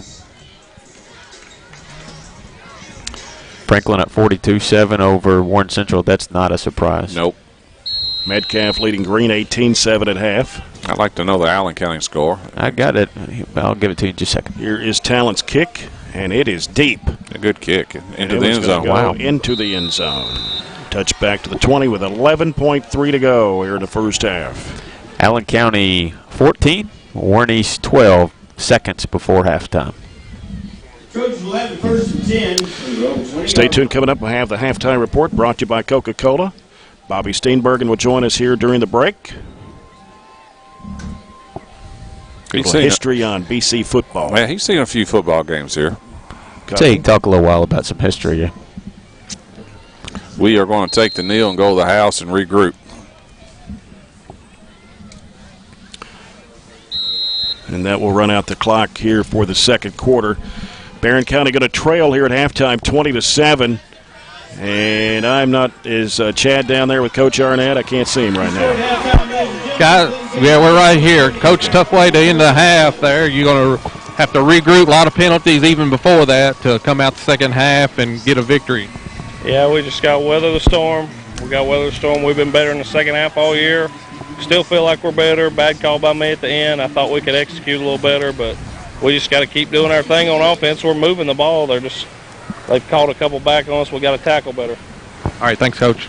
All right, there's a McDonald's sideline report with Coach Arnett, and Coach's comments also brought to you by McDonald's. We'll come back in a moment. 20-7, Clinton County over Barren, and you're listening to Trojan Football on 103.7 Nash Icon.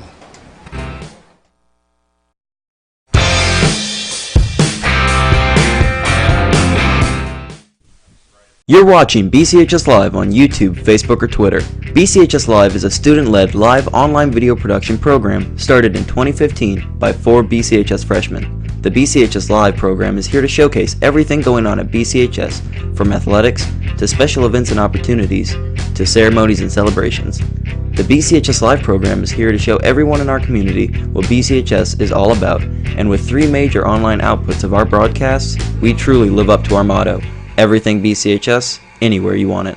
The Burgundy Media Network, or BMN for short, is a network of Barren County High School's 3 major media outlets: 88.7 FM, Trojan Radio, BCHS Live, and the Trojan Times school newspaper. As a whole, we are determined to provide you with BCHS news, sports, and interest like never before.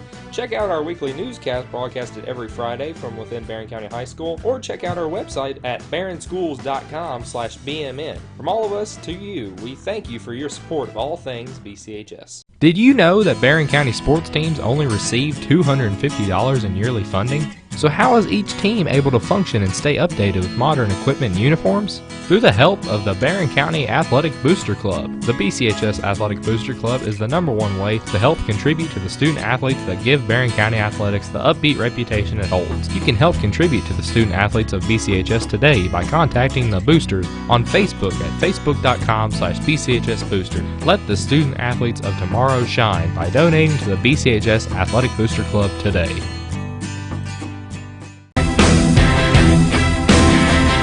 Trojan Thread School Spirit Store is the #1 place to find any and all things BCHS, with a wide selection of clothes including hoodies, t-shirts, long-sleeve shirts, and polos, to everyday items including pens, pencils, notebooks, and stickers, to jewelry including earrings, necklaces, bracelets, and wristbands. So stop by the Trojan Thread Store any weekday from 8 a.m. to 11 a.m. or during any home varsity basketball game. The Trojan Thread School Spirit Store, keeping Barren County in style. Heading into the second year from an approximate 12-year hiatus, the Trojan Times has an all-new look and an all-new approach to bringing you BCHS happenings. We are an entirely student-based publication working more than ever this year to inform you with BCHS happenings. I'm Brennan Crane, Editor-in-Chief, and I can say that we are thrilled to showcase BCHS in a whole new way. You can find us on Facebook, Twitter, Instagram, and Snapchat at BC Trojan Times. You won't want to miss this. Go BC! Hi, everybody. I'm Jay Turner, voice of the Barren County Trojans, and I'm excited to host the first season of Trojan Talk on BCHS Live. Trojan Talk is where I get the opportunity to sit down and talk with Barren County coaches and players. I hope you'll join us on Trojan Talk at 6 p.m. every Thursday night, right here on BCHS Live, online on YouTube, Facebook, and Twitter, as well as local cable channels EPB 19 and SCRTC 97. You're watching BCHS Live on YouTube, Facebook, or Twitter. BCHS Live is a student-led live online video production program started in 2015 by 4 BCHS freshmen. The BCHS Live program is here to showcase everything going on at BCHS, from athletics to special events and opportunities to ceremonies and celebrations. The BCHS Live program is here to show everyone in our community what BCHS is all about, and with 3 major online outputs of our broadcasts, we truly live up to our motto: everything BCHS, anywhere you want it.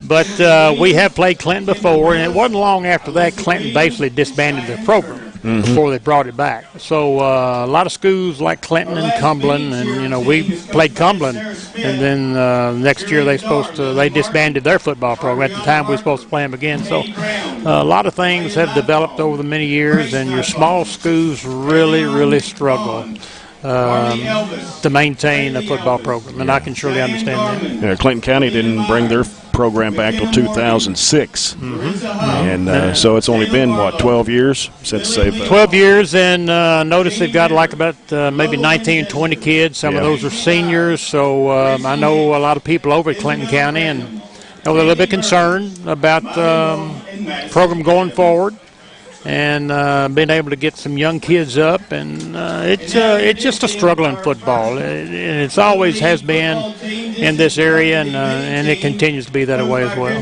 Now, you were the first head football coach here in 1973, and we didn't have a stadium. No, I can remember a lot of things, and I look at this stadium now with a tremendous amount of pride. Because been a lot of grass seed, a lot of sodding, a lot of rock picking up, a lot of cleaning out the old stadium. But first football game we had here, we played against Allen County, and the press box was 4 light poles with Jimmy Charcher and Dexter Bowles built it in one day. And I was hoping it wouldn't have a lot of wind where it wouldn't blow down, but that was our press box. And in the far left side of the stadium was Coca-Cola put up our first scoreboard, and we beat Allen 10-7 on that game. And I'll never forget, a former player of mine, Mike McGuire, came off the field, and he had a gash in his helmet that almost went all the way through because he'd hit a rock on the field. Wow. So, the field itself used to be the parking lot. They panned the parking lot to put the dirt for the field, and it was just not conducive to growing seed or anything else.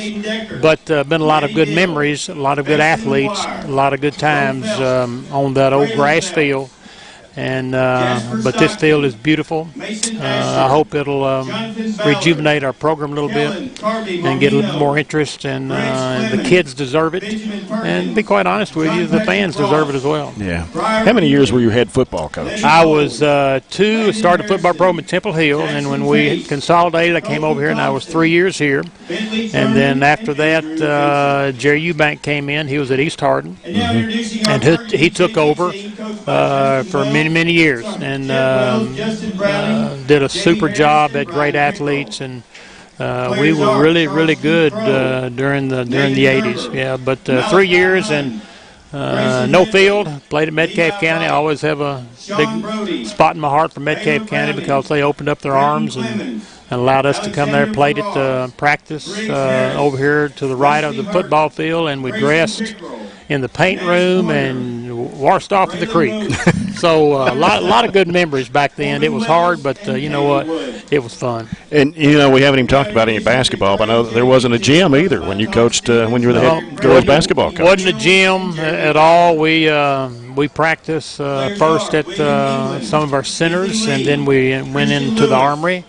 and practice on the Armory floor. Had those 2x4 sticking straight up. We had buckets of snow and ice because we had a lot of shin splints. So, you know what? But sometimes adversity makes you stronger. And some of the best group of kids that we've ever had here went through the lack of facilities and with great memories. And good teams, good basketball teams. Yeah. You took the team to the state championship in '75. Yeah, we did. We had good kids, and we had some breaks, some tomboyish type of ladies that really wanted to play, but you had good football, good basketball. I mean, it was just a nice time to start the consolidation of our school, because I've often said that athletics brought our county together at a time that we really needed that. It didn't make any difference whether we were winning or losing. Winning obviously helped, but it just brought people together sitting on the same bleachers, and the product that we see now on this hill is kind of a testament of what we went through back in the 70s. A lot of good memories, got a lot of good times. A lot of good memories. Yeah. Some good history there. Good history. I told somebody sitting over there, I had to run up to the radio, I said, Jay wanted to talk about the first time I played Clinton County. He said the only one probably still living was me. So I said, I'll be right back. I'll come up and talk. Well, Bobby, appreciate your time. Oh, happy birthday, by the way. Thank you, Jay. Yeah, I'm still kicking and still enjoy coming out and seeing everybody. That's good. Bobby, thank you, sir. Thank you. Appreciate it. Bobby Steenburgen, former coach at Barren County, football, basketball. 20-7, Clinton County leading the Trojans here at the break. We'll come back and take a look at the halftime report brought to you by Coca-Cola after this break as you're listening to Trojan Football on 103.7 Nash Icon.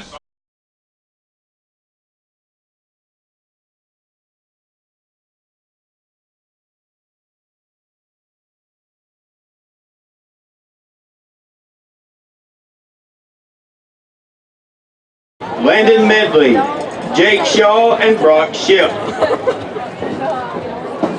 And now introducing our gold varsity team coached by Troy Stevens, Tony Morgan, Tony Stevens, and Griffin Turner.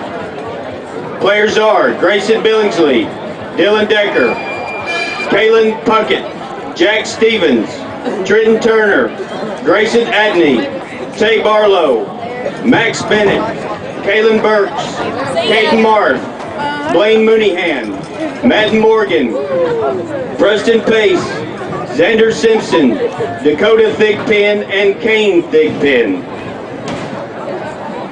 And now introducing the gray varsity team coached by Nathan Peters, David Whitaker, and Chris Hagan. Players are Carson Brock, Logan Burris, Ivy Carby, Mason Hagan, Colton Harwood, Andrew Hills, Connor Neal, Kason Peters, Steele Whitaker, Lorenzo Cantero, Cohen Chisholm, Carson Jennings, Hunter Matthews, Gavin McGuire, Joey Myers, and Connie Stewart. And now introducing the white varsity team coached by Darren Geary, Ryan Houchins, and John White. Players are Tristan Brooks, Jaden Dole, Dalton Garman, Caden Houchins, Caden Jones, Dalton Mesker, Caden Neat, Hunter Sexton, Hayden Slaughter, Timothy Davis, Brady Gary, Braden Houchins, Dakota Wade, Landon Wilkerson, Levi Williams, Braden Wooten, and Jeremy White. Ladies and gentlemen, let's give all these parents, coaches, players, and time break, 20-7 the score. And look at the scoring summary for the first half. The first touchdown of the ball game came at 59.2 seconds to go in the first quarter. Tyler Bush ran it for 79 yards. Aiden Nyken kicked the extra point to make it 7-0, and the Trojans led 7-0 at the end of the first quarter. 2:58 to go in the second. It was Noah Pruitt on a 3-yard run for Clinton County. The two-point conversion failed. Barren still led 7-6, but things kind of fell apart for the Trojans there late in the second quarter. 32.7 seconds to go. Noah Pruitt on a 36-yard run, and then it scored the two-point conversion as well. Gave Clinton County their first lead of the ball game at 14-7, and then Pruitt scores again 21 seconds later Slater on a 60-yard interception. The two-point conversion failed this time, but the Bulldogs have a 20-7 lead. All right, stats for Clinton County in the first half. They rushed it 20 times for 120 yards. They were led on the ground by Noah Pruitt, their quarterback. Carried it 12 times, 95 yards, and 2 touchdowns. Through the air, Pruitt was 4 out of 10 for 89 yards. He had no interceptions and no touchdowns. Total yards for Clinton County, 209. First downs for Clinton, they had 10. They turned it over 1 time. That was a fumble. And they were penalized 7 times for 35 yards. All right, for the Trojans, 26 plays, 143 yards. The bulk of that on the ground, 10 carries, 125. And the bulk of that 125 is for Mr. Tyler Bush, 5 carries, 113 yards. Pretty nice plus 20-yard average there. But the most of it was a 79-yard touchdown. That gave us our only score of the game. Everybody else, just Zach Johnson was the only other positive one, 4 carries, 20 yards. Through the air, Johnson was 7 of 12 for 18 yards. Chelson, 11-yard catch. Bush netted 10 on 3. Miley actually didn't net any positive yards on his 1 catch, and neither did Gavin Withrow. We had 6 first downs, penalized 6 times for 65 yards. Interception that Jay talked about led directly to a Bulldog touchdown, and the other one was a fumble and pretty close to our red zone early in the game. Yeah. We don't have a whole lot of fall sports to talk about, John, but we have some district tournament action. Yeah, important stuff. You know, district tournament started this week for soccer and volleyball. We'll start off with the good news. Girls soccer Monday night, first round, the Trojanettes defeated Monroe County 10-0, and then Wednesday in the finals against Glasgow. Now, I understand Glasgow's beaten us twice this year. The girls come back with a 3-1 victory Wednesday night. It was a great game. I was out there for both Monday and Wednesday, and boy, we played well. And that's 3 in a row for the Trojanettes. And that's, give them credit. That's after losing a lot of players from last year's team. So that was really a big deal for the girls. Very happy for them, and congratulations to Coach Embry and the girls. And they will now play. They drew today. Got a bad draw in the region. They will play Monday night at 6 o'clock over at the here. It's at the Barren County Glasgow Complex. We're hosting the girls region. We drew Greenwood, and Greenwood is top 20 team in the state, second best team in the region, and that would be a tall tale. We could have got a bye, but didn't draw a bye, and we could have drawn Franklin, who we defeated, and we had the first draw, so we can't blame anybody for that. Yep. So tough draw, but that'll be next week at the soccer complex, the regional tournament.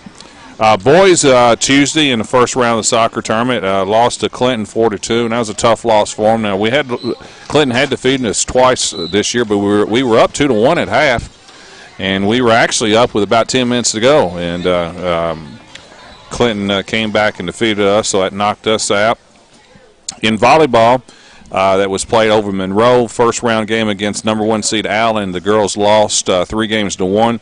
It was 25-10. Came back and beat Allen in the second game, 25-23, and then 25-13 and 25-16. And the girls finished up the year 15-16. And there was I think Terry Reed cross country yes. Yesterday. I don't have the results on that. I think the girls came in second, I believe. I think that's right, or maybe the boys came in second. I'm kind of going back and forth on that one. But there was a good turnout of people out there. It was a kind of a starting to get a little cool. Weather's changing, and cross country, their region, I think, will be in a couple weeks. And believe it or not, middle school basketball started tonight for girls. Really? And they played Cumberland County. Don't have a score on those games as of yet. I like our chances. But they did start against tonight. Cumberland County. Yeah, we've traditionally have been playing them a lot lately in the last few years. So, it's amazing all that starts. Official basketball practice we talked about starts Monday. When we say official, that's the first time that you can actually have cuts and things like that. You can't do that until October 15th, though a lot of teams have been having workouts and things like that. So, weather's changing, and winter sports are starting to crank up. That is true. High school varsity basketball, high school basketball as a whole will start, Monday after Thanksgiving. That's correct. It'll be the end of it's November. Only about 6 weeks away. November. Like yeah, Greene County again will be the first opponent. I believe it's on the road this year. Yes, it is. Yeah.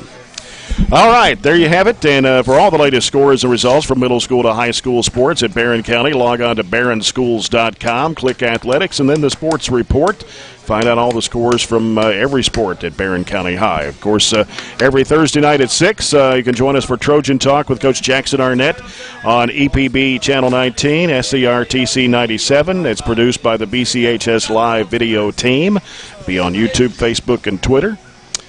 And, of course, next week we will host Grayson County. The Cougars coming in, one of our former district opponents in Class 5A. And they'll be coming in here to Trojan Field next Friday night, 7 o'clock. Senior night. It is senior night. And the last home game of the season. Cougars hosting Greenwood tonight. What was the latest score on that? Do you remember? I don't have one. But we can try to find one. Yet. They won their first 4 and lost their last 3, but that has been to South Warren, Allen County, and Bowling Green. So the competition ramped up just a little bit. All right. Let's go down to Chad Withrow, see if he got some comments from Jackson Arnett in the locker room. He just told them to, just got to come out and fight this half. They've been a second-half team all year long. They've never quit. So he's just looking, he told them it was still there to win and come out and fight hard this half and just cut down on the penalties. Yeah, been a bunch of them. And I think it is a good point. I think we have played better consistently this year in the second half and made a good, high school halftime adjustments and we're going to have to do it again tonight. But I think it's been very accurate, and I like Coach Jackson's comments going into halftime. He's very calm and took ownership on that one call. I didn't think the call was bad. I didn't have a problem going for it. It just didn't work out. Sideline report brought to you by McDonald's, the Farmers RECC Jackie Browning Memorial second half kickoff. And here comes Clinton County on the run. And they'll take it all the way into Trojan territory at the 46-yard line. 2 late flags. Yeah, it's going to come back. It's going to nullify a carry all the way to the 46 of Barren, and it's going to be an illegal block at the 50, so it's going to probably bring it back to right around the 35. That was Cameron Matthews on the kickoff return for Clinton County. This third quarter is sponsored by Southern States of Glasgow and Horse Cave. Well, there's 2 penalties, the one at the 49 and one at the 44, and we will take the penalty from the 44. The score that flashed across was Grayson was up 21-0. I'm not sure if that's correct or not over Greenwood. Bulldogs will have it first and 10 from their own 33-yard line. So they'll start, they'll back it up to the 33.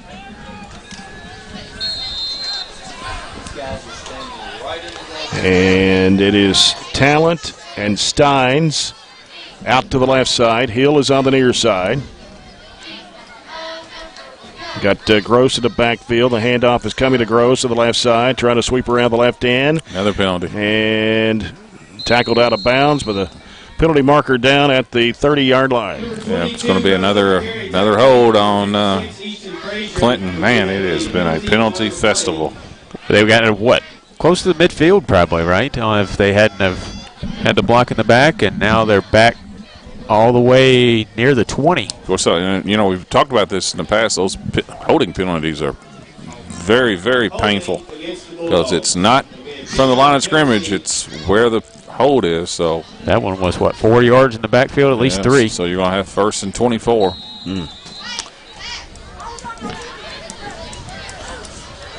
Two receivers out to the left for Clinton County. One to the near side. Here's Pruitt rolling out left. He's looking, scrambling now. Getting to the 30. Trying to get to the 30. 25. Now 30. And finally goes down. Bush was trying to pull him down, but he kind of broke away from him. Man, he is a really, really good player. That's all scramble right there and give him about 17 on that scramble. Made up some yardage there. Now it's going to be 2nd down and 6. Made up significant yardage. That's not a penalty, a couple penalties that you're really able to overcome, and they've got it 2nd and manageable. It's up to the 37-yard line. Steins, Talent out to the left. Hills on the near side. Gross to the right of the quarterback. That's Pruitt rolling out left. Now scrambling once again. And breaks a tackle. Gets to the 40. Up to the 45, maybe the 46-yard line. A first down for Clinton County. Well, they erased that first and about 25 pretty quickly, didn't they? Sure did. I tell you what, this kid can play for any school. He's really good at improvising, I think, Yeah, because we're blowing up some plays and taking away some alleys, and he just finds a lane and makes plays. Yeah, I don't know if he would be a quarterback at every school, but he would play somewhere for every school. He doesn't have the on-paper look of what he can do on the field. He's a football player is what he is. Yeah. And here's the option pitch coming over to Gross. Good play that time by number Jackson Coots. Is that Coots? Okay, that was the option that time, and we defended that really well. And that's going to be a loss of 6 on the play. Good play by Jackson. Back to the 39-yard line. Was that to Gross? It was Gross. Yeah, that's what they're saying. It was Gross. Gross with an S. 2nd and 16 for Clinton. We played 2.5 minutes of the third quarter. Still 20-7 Bulldogs. We need a positive momentum shifting play. Yeah. Pruitt drops back, looking, now scrambling to the left, going up to the 40, now up to the 45, going backwards and spun and taken down around the 50. Just can't tackle him, can we? Nope. Gain of 8. He has 15 carries for 128 yards right now. It'll be 3rd down and about 7 to go. Bulldogs. Nothing fancy, is it? Nothing fancy at all. At the 50. They got back to where they originally took the kickoff to. That's right. Took a little work to get there, though. 3rd and 6.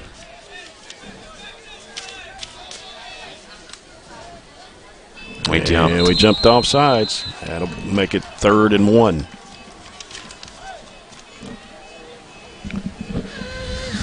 First penalty of the second half after we had a pretty ugly penalized first. And we have not, I think overall this year we've been pretty good with penalties. We've not had a lot of dumb personal fouls or anything like that. And I think this, I don't know if the layoff had anything to do with this, but we're not quite as sharp as we've been in the past. Now under center this time. And must have been a fumble. Right at they got it. It's number 4. He's got the first down. That's Pruitt. It may have been a fumble and he picked it up. I'm not a big fan of that formation. They've run that 3 or 4 times, and they take their quarterback and move him to the backfield. They give him a first down. But Pruitt ended up picking up the first down. Wow. At the 44-yard line. It's their 12th first down. It was a fumble, and he just picked it up. Yeah, that's what I said. Yeah. He just picked up the fumble and just made something out of nothing. Just went back and checked, make sure, because it, just under center, straight sneak, but no, it wasn't as easy as that. Dropping back, rolling out, and being chased out there. A lot of pressure. Going to lob it up in the air, and it is going to be caught at the 20-yard line. Chase Steins, and he had double coverage, almost triple coverage. He just threw pass. He just threw that up. But just, it was tremendous play defensively by. I'm trying to see who put the pressure on the quarterback. I think it was Jackson. Is that Jackson Coots that pressured the quarterback? He just threw the ball up. He just threw it straight up in the air, and they end up again. Our defensive backs really didn't see the ball. Pickup of 24 on the play. That was just a Hail Mary pass. Yeah.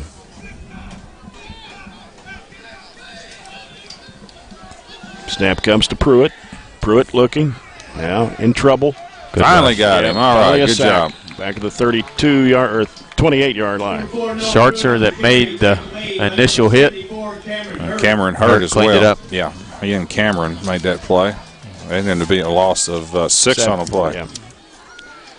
Second down, 16 for the Bulldogs. 7 minutes to play, third quarter.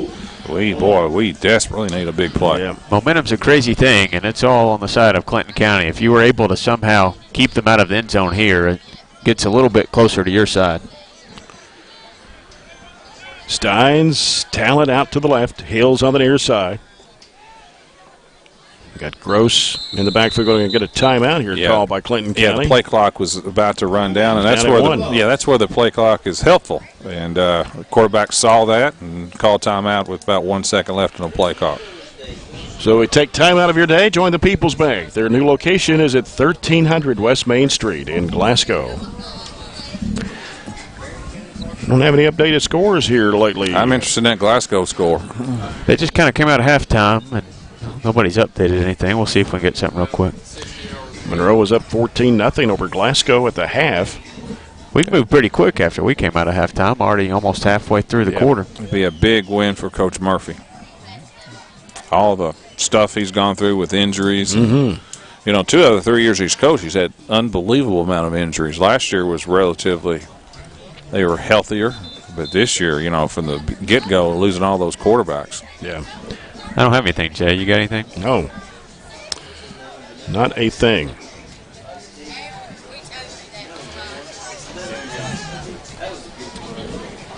Yeah, here we go. 6:37 left. It's 2nd and 16 here for the Dogs. And they're at the Trojan 26-yard line. Receivers left and right. And Pruitt jump pass in the middle, coming to Talent. Talent being spun around and takes 4 or 5 Trojans, finally pull him down. Talent's a big guy, too, down at the 18-yard line. That's Lyndon Neal on the tackle. Didn't get much. Yeah, I did get a score just now. It is Greene County 19, Metcalf 18 after 3.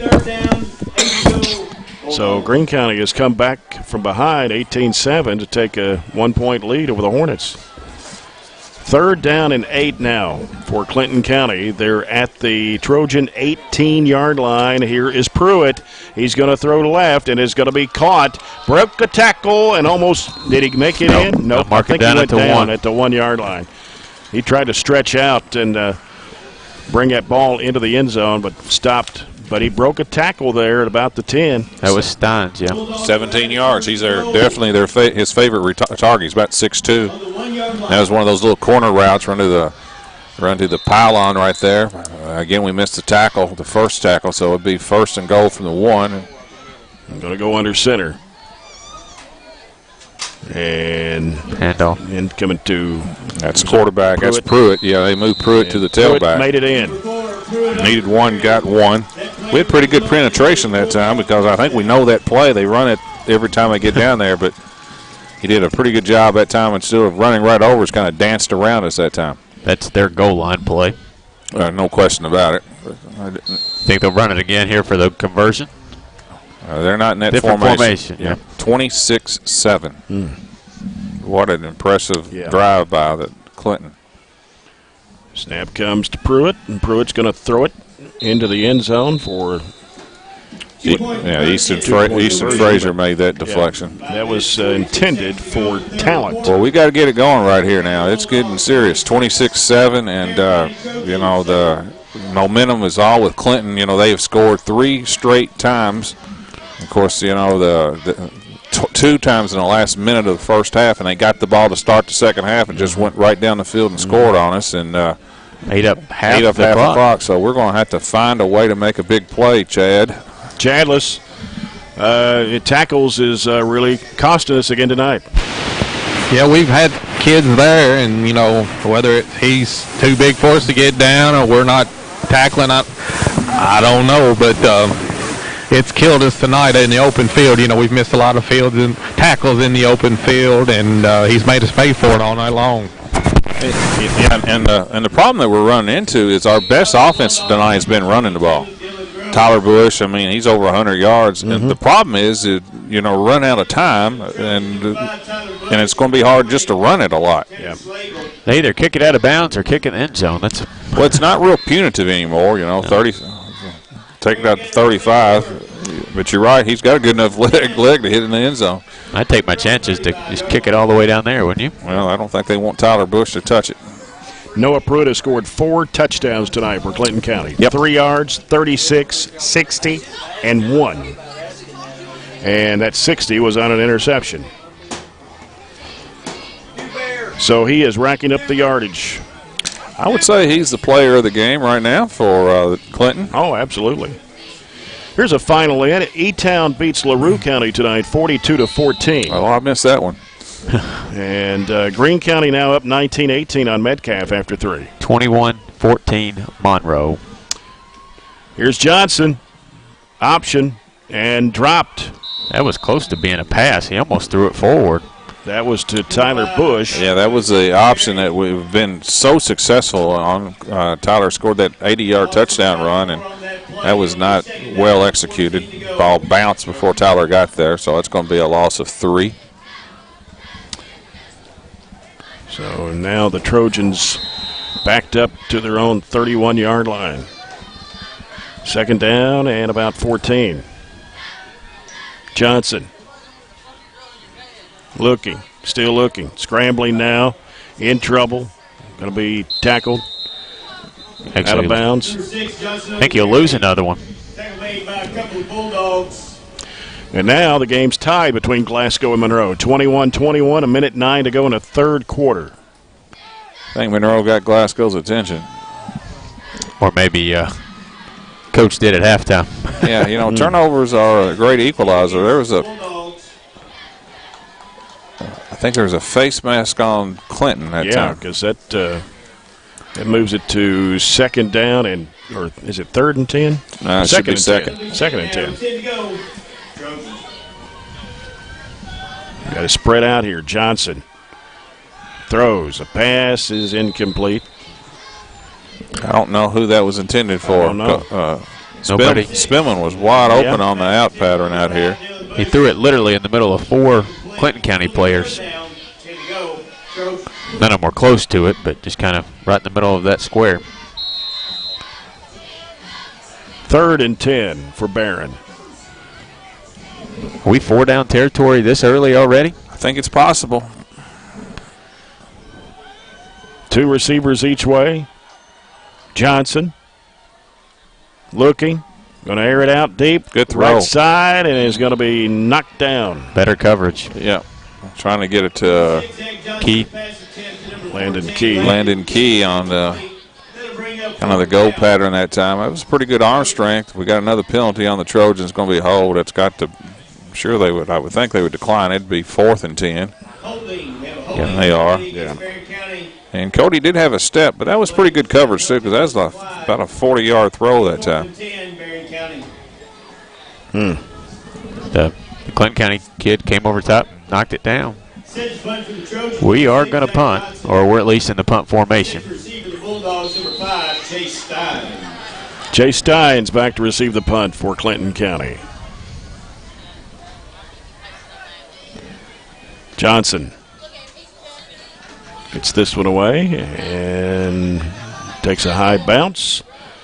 Nice roll down. It goes out of bounds around the 30-yard line.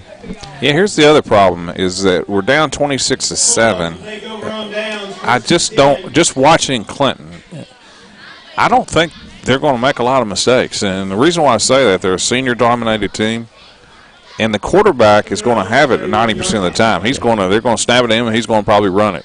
Or they're going to hand it to Gross. I don't think they're going to just come out and be doing crazy things, to be honest with you. So they keep it simple and keep it in their best players' hands. That's exactly right. So we're going to have to just stop them and make them punt. I mean, it'd be nice if they would fumble it or throw it to us. I don't see that happening.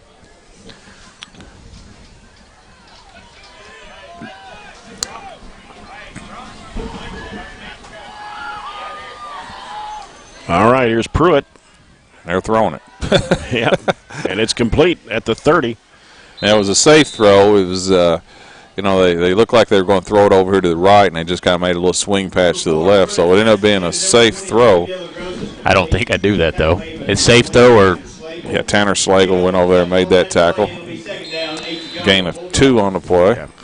2nd and 8 at the 33. 4:18 to go, third quarter.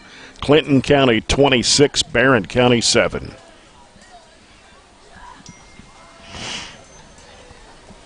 Clinton next year will play a district schedule.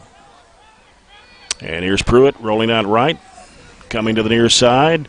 30, broke one tackle, broke another, went out of bounds around the 37. Got a couple, maybe 4. Give him 4 on the play. Give him 129. Yeah, they will basically replace Glasgow. Glasgow moves up to 3A, and Clinton moves in with Metcalf, Monroe, and Green. And I think graduation is going to really hurt them. But this team clearly can play in that district. Yeah, It may be the second best team in that district this year. Steins and Talent, the receivers on the left with Hill on the near side. Gross in the backfield with Pruitt. Also Brown, Nathan Brown. Quick pass coming to the near side to Hill. It's complete. And a stop made at the 40-yard line. It will be shy of a first down. Yard short. They did 2 things. They threw it and they threw it right at Tyler Bush's direction. Yeah, I don't know if I'd have done that, but 4th and 1. We'll see if they'll go for it. I would be surprised if they kicked it, but up 26-7, and our offense hadn't shown any signs of doing much. You almost have to, don't you? I would kick it. Now because if they don't get it right here, we get the ball in great field position at the 40. I think they're going to let the clock run down and call a timeout.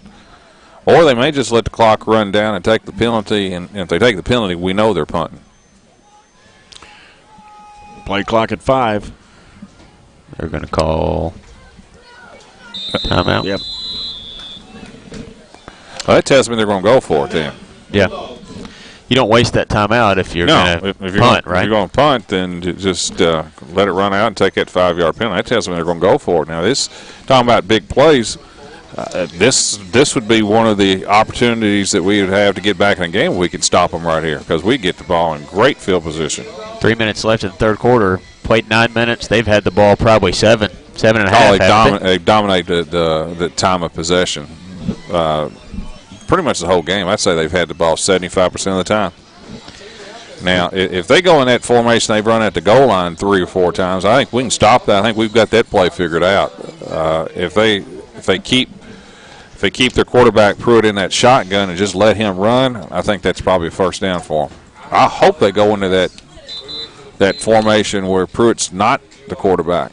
I think that's what they trust in a short-yarded situation. So let's see if they kind of go out of their comfort zone and something else.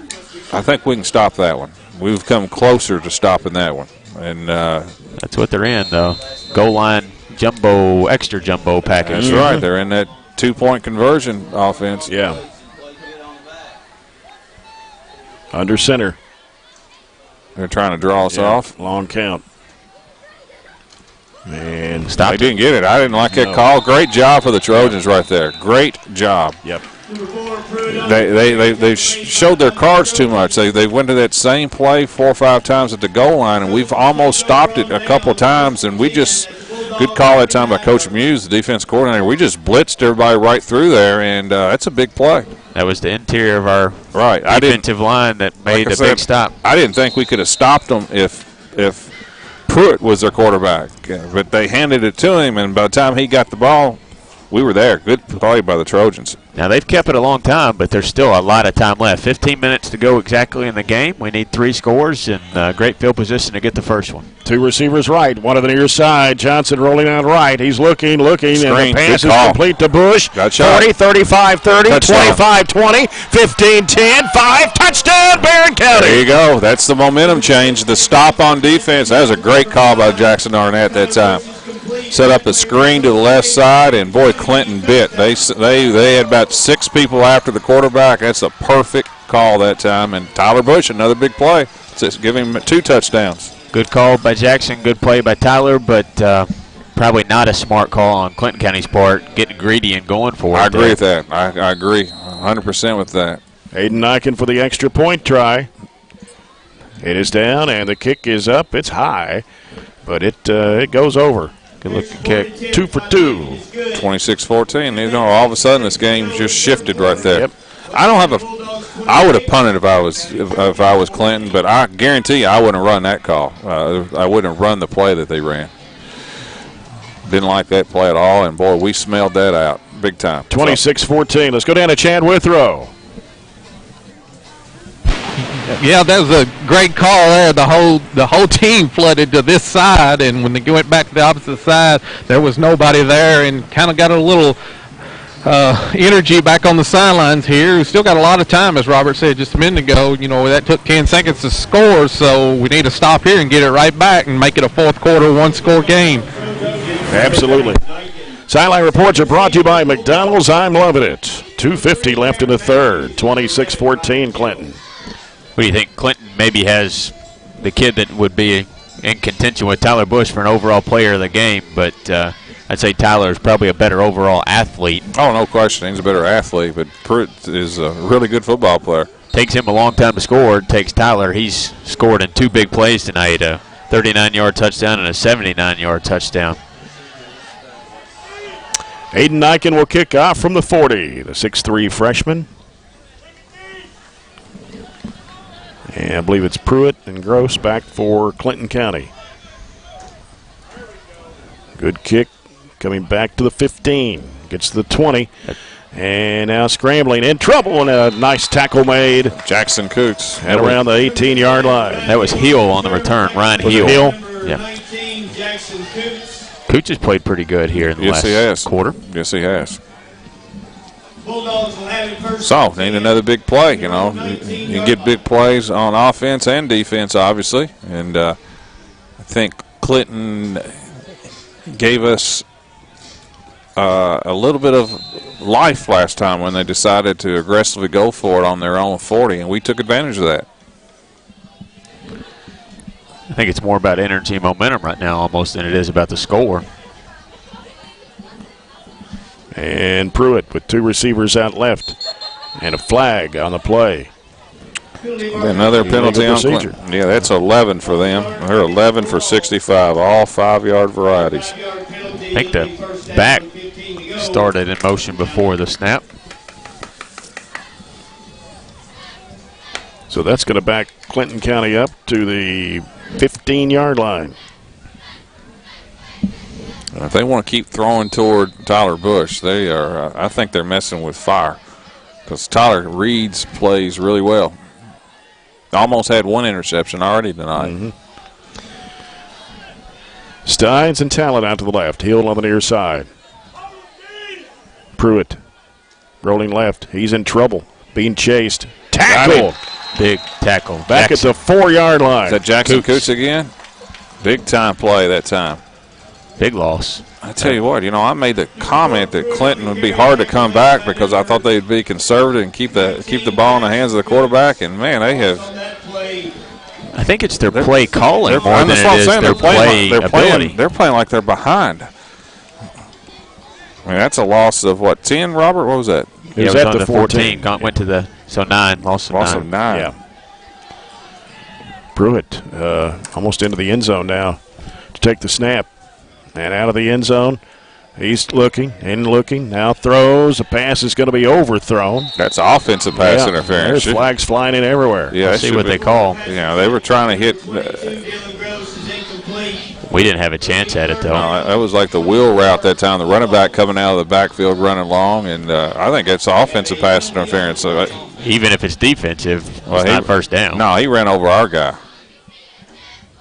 It is. It's offensive pass interference. You decline that? I don't know if it's lost down. Yeah, you decline it. It's only at it'd only be a 2-yard penalty because it's at the 4. You'd only move it back half the distance. That's not even a decision. No. So it's going to be 3rd and about 24. It'll be 3rd down, 24 to go. Bulldogs. They have just showed no signs of taking it easy. Wins out of their cells a little bit. Yep. I'd say you play conservative here a little bit. I would have probably ran it on that one just to give them a little room. So I don't know what they're going to do. Reset the play clock, possibly just a whistle here. Back judge. That's about his only responsibility. A little longer conversation than that.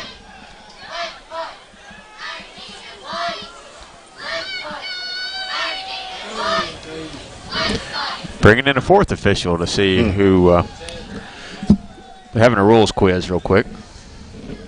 Go down to Let's Chad. go down to Chad. Chad. I thought they might want to put some time back on, but they're going to leave it like it was. They were saying the clock was running, so that's what he's. I thought I was trying to get your attention, tell you how much time. So I got you. And he's not happy. Here's Pruitt going to throw the pass incomplete. So it's going to be fourth down. Yeah. They're going to be punting out of their end zone.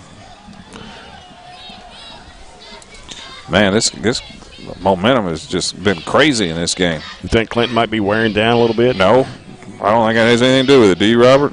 I think it's been play calls. Yeah. Their kids have been put in a couple bad situations. Yeah. You punt the ball. I know it's a juicy looking first down call, but you punt it. I don't think they get tired that quick because they just scored and then they had to punt it out of the end zone and catch that. Going to be taken by Landon Neal, 40. Trying to get to the 35 and taken down. There's a flag coming in. I'm going to call another face mask on them. Good job that time by Landon by catching the punt. He caught it on the bounce, but it saved a lot of yards that time, and we're going to. Horse collar, maybe not a face mask. I didn't see the face mask, but maybe he did. It is face mask. Yeah, you're not going to get away with anything with this crew. Some crews, if it's 50-50, Let it go. They let it go. This crew, if it's 50-50, they're going to call it. If it's 25-75, they call it, I think. It's just the 5-yard. Now, see, that doesn't make sense. If that was a true face mask, he tackled him with the face mask. Right. That should be a 15-yard one. All the other levels have done away with that 5-yard. Right? Yeah, that didn't even look like an incidental one.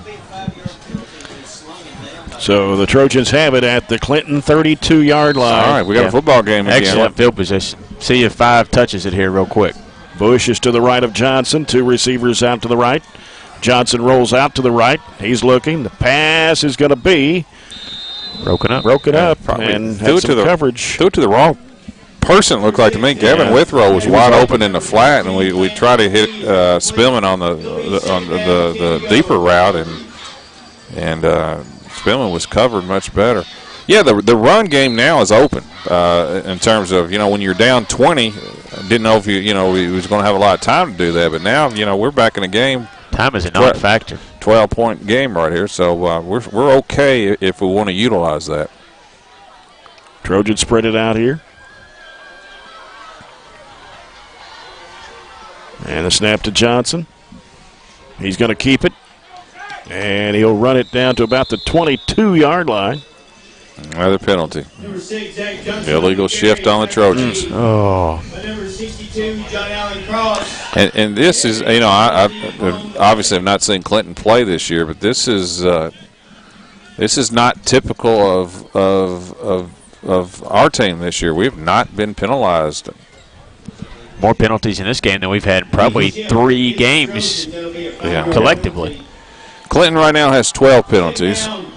We got 8. So it's 20 penalties, and we're not to the fourth quarter. I was going to put the over-under at 15, but I've blown that out of the water. 2nd and 15. 43 seconds to go here in the third. We've gone empty. No running backs on any of the plays this series so far. Johnson looking. Got some time. Going to throw long into the end zone, and it is going to be broken up. Intercepted right at the end zone. And back out to the 12. We got a flag on the play, though. Of course there does. There's an interception at the goal line trying to hit Tyler Bush on the post pattern. It's going to be a personal foul. It's actually, he pointed to his head like targeting right there. So that's going to nullify a big play by Clinton because that was an interception. And wow. I didn't see it because I was looking at the ball. Yeah. It was a jump ball situation down at the goal line. It looked like it got tipped around a few times. Yeah, it was 1-on-3. Clinton had 3 defenders there, and they came up with the interception. But we're going to get that break. I don't understand why it takes so long to mark this. Now we got a huddle again of all 5 officials. Zach was slow to get up, and hopefully he's okay to get back in there. Roughing the passer. Roughing the passer was the first signal. Then he hit him in the head or whatever. But why is the? Wait a minute, guys. They're marking a 15-yard penalty. Why are they marking it from there? Oh, okay, they're putting it down there. That's still not 15 yards. No, they marked it. They marked the penalty about 25 yards.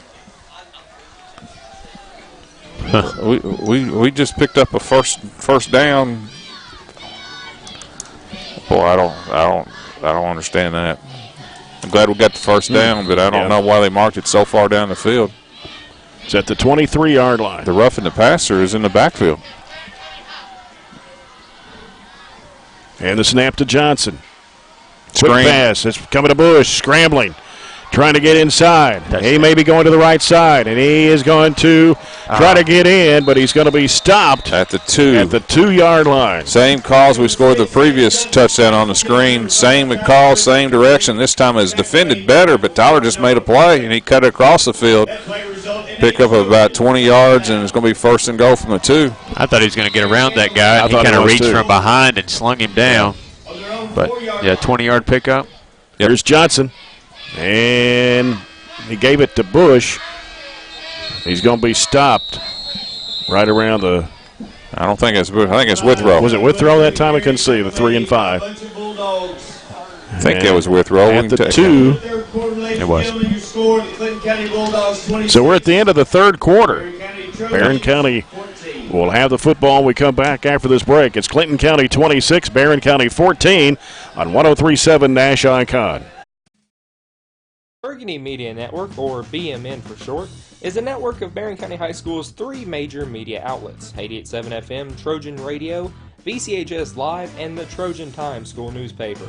As a whole, we are determined to provide you with BCHS news, sports, and interest like never before. Check out our weekly newscast broadcasted every Friday from within Barren County High School, or check out our website at barrenschools.com/BMN. From all of us to you, we thank you for your support of all things BCHS. Did you know that Barren County sports teams only receive $250 in yearly funding?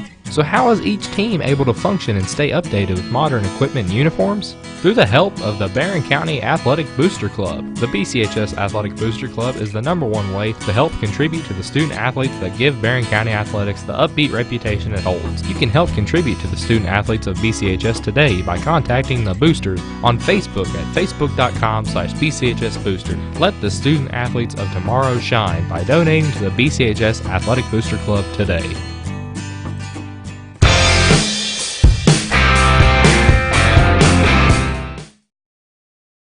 Order, sponsored by Southern States of Glasgow and Horse Cave.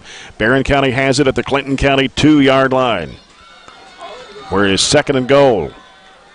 And the snap coming to Johnson. Johnson trying to take it in, and he lunges in for the touchdown, Barren County. No penalties.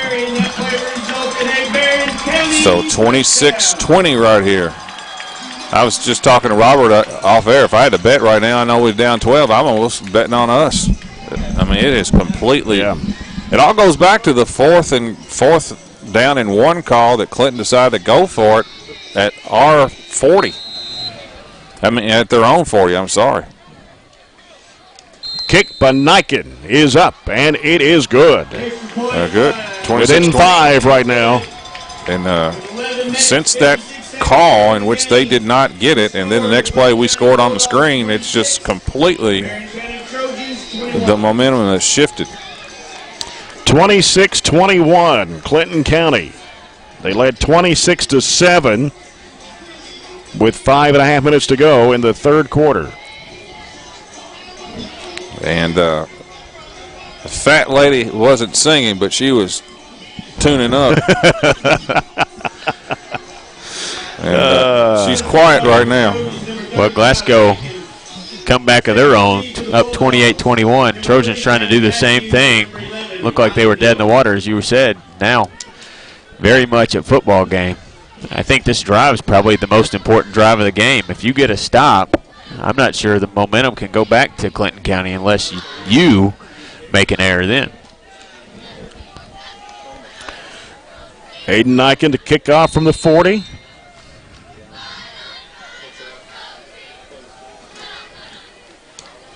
End over end. It's coming back to about the 12-yard line. Drop, but picked back up, getting to the 20, to the 25. Stung at the 29-yard line. It was Hill on the kickoff return.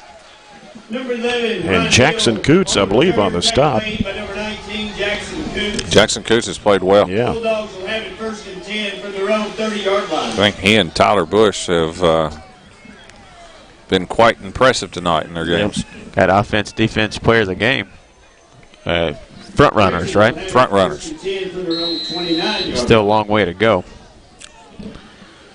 So Clinton County with Steins, the receiver, out to the right. Talent and Hill on the near side. Martin. Now Talent goes in motion to the right. Gross is back there in the backfield, and here is Pruitt. Pruitt's going to throw. The pass is going to be completed at the 34-yard line. Talent? That was to Talent. Yeah, Talent's a good receiver. He looks exactly like the prototypical tight end, about 6'2", and he catches. What I like about him, he catches with his hands. They ever since they got turnover, they played like they're behind. They're throwing the ball. They're in, Ever since you're exactly right. Ever since they took a 26-7 lead, I think they've only run it twice. They've thrown it about 8 out of 10 times. 2nd and 5 for Clinton. 2 receivers out left. And here's Pruitt rolling out left. He's at the 30, being chased, 35 up to the 40. And now going to be brought down around the 47-yard line. Boy, he just kept on running. First down for Clinton County. No flags. 30 or 13-yard game? Yes, and that was just, I think he had an option to throw it, but, boy, he just got outside. He's really good going left and got outside, pickup of it's been a while since they've had a first down. He's not scared to let it go and make an iffy throw, but right now Clinton County's coach has got to tell him, just pull it down and run it. 10:50 left here in the ball game. 26-21 Clinton County. Talent and Steins out to the right. Hills on the near side with Brown and Gross in the backfield. Pruitt takes a snap. He's going to hand off reverse. It's going to Hill, and a nice tackle made. A big loss on the play back at the 35-yard line. Jackson Coots. Jackson Coots once again. We'll take it. Yeah, well, that was a little razzle-dazzle reverse, and that didn't fool anybody. That was a loss of about 12 on the play. And again, why? Don't know. 2nd down and 21 now for Clinton County. Obviously, they felt like that we were going to bite on that play, but did not bite at all. It was well defended, well scouted, it looks like to me. Backed up to their own 36-yard line. 10 minutes to play. Barren down 26-21. Talent, Steins out right. Pruitt looking. Pass.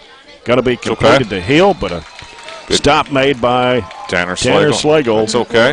Definitely okay. Short gain, really. Give him about 6 on the play. Nobody hurt. Be 3rd and 14. At about the 43-yard line. I'll give him 7 on the play. I'd give him that before I'd let the quarterback run. Oh, yeah. That need to defend it the same way this time. You almost kind of drop back and don't put as much pressure on him.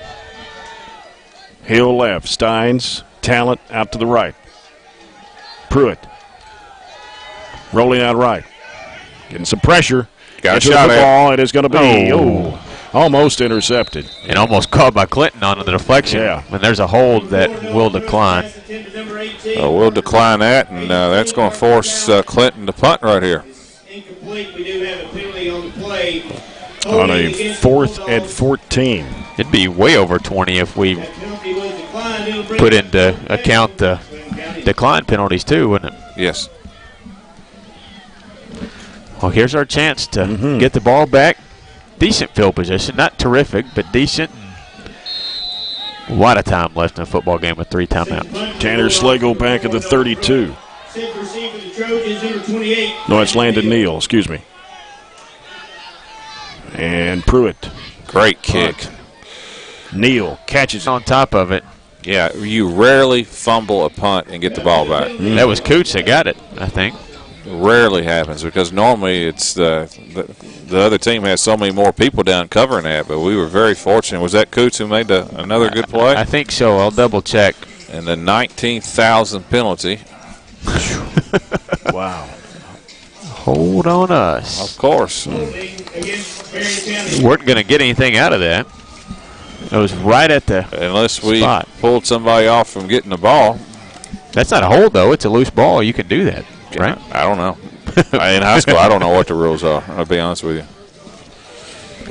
The video kind of cut out on us to see who recovered that punt. I'm going with Cooch until somebody tells us different. So that pushes us back to about the 18, right? Yes. Bush to the right of Johnson. And he's going to keep it. Johnson takes it up the middle to about the 25. Good gain. Good gain. It's the quarterback keeper, but he had the option to give it to Tyler Bush that time and made the right call. Gain 8. 7 on that play. It'll be second down, 3 to go. 2nd and 3 for Barren. At their own 24. Johnson out of the gun. And this time, Bush. Is it Bush or? That was Bush. That was well defended that time. Same exact play that time. He nothing there though. Bush got to keep it and no gain, possibly a loss of about a half a yard. 3rd and 3. Coming down to 8 minutes to play. Barren down 26-21.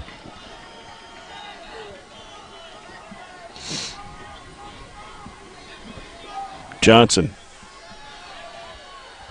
takes his time on the call. Play clock at 7. Drops back. Screen. Looking.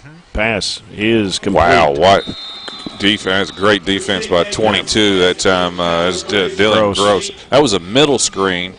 Of course, the screen has been money for us all night, but not that time. Loss of 4. Very well defended by Clinton County. And that's going to force us to punt. So it's okay. Need to get off a good one, though. Johnson, the punter. Shanked it. Yep. And that one's coming to the near side. Takes a high bounce and roll down around the 50-yard line.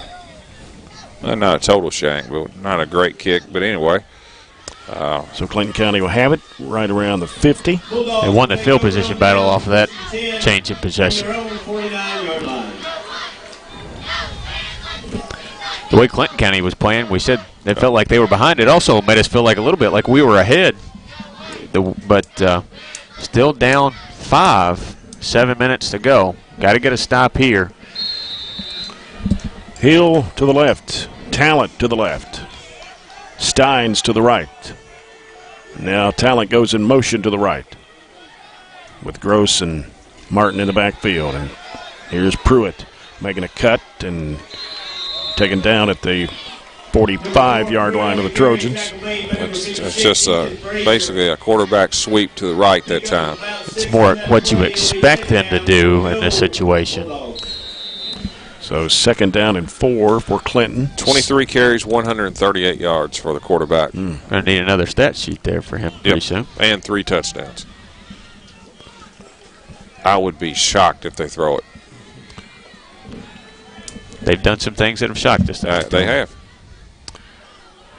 Pruitt. And a quick handoff inside. 1st down. Around the 39-yard line. That's Gross. Give him 6 on the play. So 1st down for the Bulldogs at the Barren 39-yard line. 6:24 left in the game. Clinton up 26-21.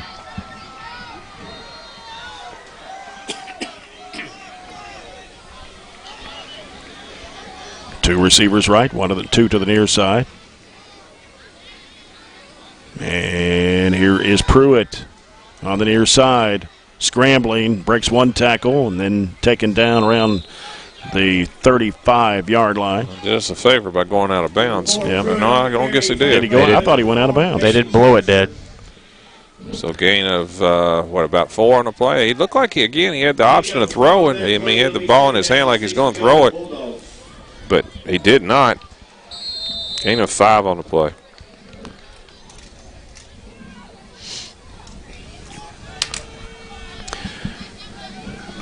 Five minutes by the time this play will probably end. Set up again with 2 receivers each way. Got Gross on the near side this time with Hill. Martin to the left of Pruitt, and he was in motion to the right, and Pruitt's going to keep it. And piled up at the 30-yard line.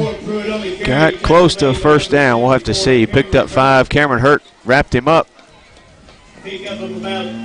Didn't wrap him up short of the first down, though. They've already given it. They have I thought already. it was short. But they actually just moved the ball forward.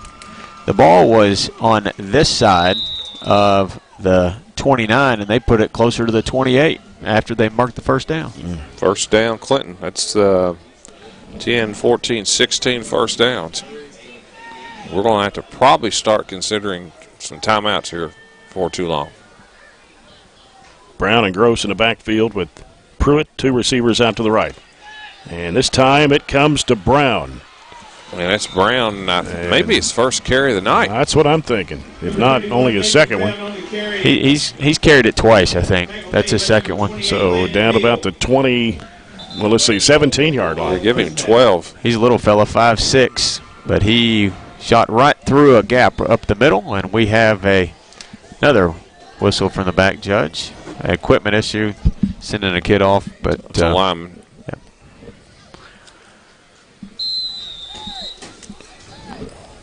Back judge has got some really good eyes all the way back there to see equipment issue from a lineman, doesn't he? He's been pretty aggressive.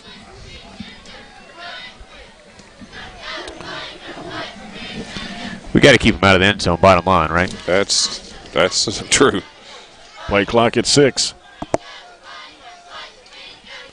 Pruitt keeps it. Going to run it. How about all that? the way in. Touchdown. So much for that. That one hurt. 17 yards and a touchdown. That is his 5th touchdown of the game. Put him up 11. Chance to go up. I'd say they'll probably go for 2. Chance to go up 13. Well, they hadn't tried a kick yet, so yeah, but give him 165 yards on 26 carries. See if they do something besides the extra jumbo package. You'd think they would, since we've kind of figured that out, but they are. Pruitt takes a snap and handed it off. That's Brown. Nope. Did Brown not get it. Not going to make it. But the Trojans are down by 11. 4:17 for left. We're not done, but that was a big time drive by Clinton County, and they never threw it. That was all on the ground. They figured out they were ahead that drive, evidently. Well, that's how I thought they'd be playing the whole, once they took that 26-7 lead. Mm-hmm. They threw it, and they threw it, and they threw it, and they went for it on 4th and down and deep in their own territory and gave us a chance, honestly, to get back in the football game. And we did get back in it. That's right. We still got a shot. It's 3 timeouts left, but we need something. And what we need is quick scores, and that's what we've done tonight. We have scored quickly, but we need them to probably turn it over or do something we need some crazy. Help. Yeah, we need some help from Clinton. Set the kickoff for the Bulldogs, number 22, Dylan Gross. Noah Pruitt, 5 touchdowns for the Bulldogs. Set to receive for the Trojans, number 5, Tyler Bush. Tyler Bush and Tanner Slagle back. It's going to come to the left side of the field and out of bounds. I think that's their 20-yard line. I think that's exactly what they want to do. The coaches are clapping, and that's a safe play. Kick it out of bounds. The team gets to the 35. They're pretty predictable on what they do, aren't they? Yes. And it's nothing wrong with that if you can execute. And I think where they got in trouble is when they started doing things they probably we're not used to doing. They tried to expand the game plan a little bit and got fancy, and fancy sometimes doesn't. And we took work. advantage of it. So we still have life. Well, on the Coca-Cola scoreboard, after Glasgow trailed Monroe County 14-0, they came back and won over the Falcons tonight, 42-21. It's pretty big. 42 points in the second half, right? Yes. Here's Johnson. Pass is going to be incomplete. Intended for Spillman at the 40-yard line. That's a tough throw, boy. It was going to your left and throwing it all the way across the field. It was only about a 6-yard completion anyway. Good ball was short. Hard to make that throw. That was just our 14th play of this whole second half. That tells you how much Clinton's dominated time of possession.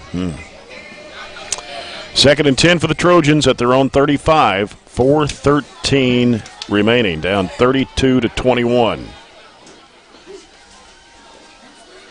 Johnson. Pass is going to be complete. Jamarcus Miley on Marcus Miley on Yeah, Jamarcus been very quiet tonight. That's his 3rd catch. It's going to be. It should not be a first down. We're moving the change. It should be 3rd and 1. 1 more yard. That was Noah Pruitt, the quarterback, on the tackle. And Johnson rolling out left. Looking, scrambling now. Are we going to get it? Coming to the 50-yard line, trying to make a cut and tackle or a fumble. They got it. And Clinton County. Did. Were they on the sideline? Was they out of bounds? It's going to be close. I'm sitting here looking at it. It looks like to me it's Clinton's ball. It is. Wow. He tried to lunge forward and kind of. It almost looked like he was tossing it out of bounds to me. I mean, I don't know if that slipped out of his hand or was caused, but. I kind of thought he didn't know maybe where he was and was reaching towards the first down, and it slipped off. It would have been a first down, but by our angle down here, that was the right call. It was right on their sideline, but I thought they recovered it inbounds. It was very close, yeah, but I'm not going to disagree. Tough. Yeah, and so Clinton County with it on their. We still have 3 42. timeouts. Yeah, we need to slow them down and there's going to be illegal procedure against Clinton County. That is their 14th penalty. All 5. No, they have a couple of 10-yard ones. The rain starting to come down again. But again, they went back to that formation that I don't think it's their best formation, where they take Pruitt and moving to the backfield and have somebody else as the quarterback. They did that the last time. They moved Steins. They're doing it again. And Steins is under center on a 1st and 15. And he's going to keep it. Just kept going forward. Got some yardage out of it. To the 44-yard line. Well, make it 43. Yeah, the rain's starting to come down again. Looking back at that play, I think Jack just lost the ball. He was just kind of carrying it loose and just slipped out of his hand. I think we have to call timeout. Next running play here. It's 3:14. We have 3 timeouts left. We got to get the ball back. You got to score twice with some time. Yeah, I think we have to call timeout here. Under center. Steins pitches it over. It is Pruitt taken down at the 41. Been nice just to hit him a little bit different angle and get him out of bounds. Timeout, Barren. 2:55 to go in the ball game. It's Clinton County 32, Barren County 21. As we take timeout, join the People's Bank, their new location at 1300 West Main Street in Glasgow. Let's go down to Chad Withrow for McDonald's sideline report. That last fumble kind of took the air out of the sideline. Now the rain's coming down, so it goes from bad to worse for us over here. Yep. Warren Ace and Allen are tied 20-20. That's a good ball game going on. Logan actually That's in a close game with a few scores there on the 17-14. Franklin Simpson all over Warren Central 62-20. Logan County actually beat Hopkinsville last weekend. That was pretty tough game on their schedule, or was it the weekend before? And yeah, they've had a pretty good 2 or 3 year run, haven't they?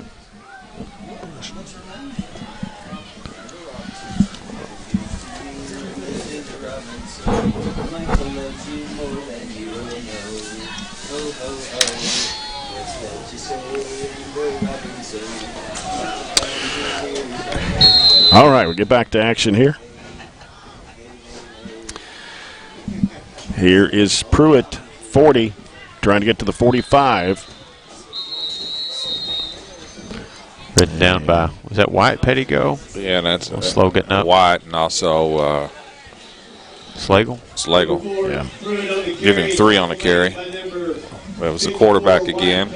Another timeout for us. That'll give us 1 left and put them 4th and 9 or so. 28 carries, 168 yards, and 4 touchdowns for Mr. Noah Pruitt. That'd be a pretty good night. Actually, 5 touchdowns. Yeah, well, the interception. Count that interception, yeah. Yep. 60 yards. Like to have him on your fantasy team tonight. Yes. Another timeout here. Call. Going to be 4th and 9. They should punt it. Yeah, they don't, then.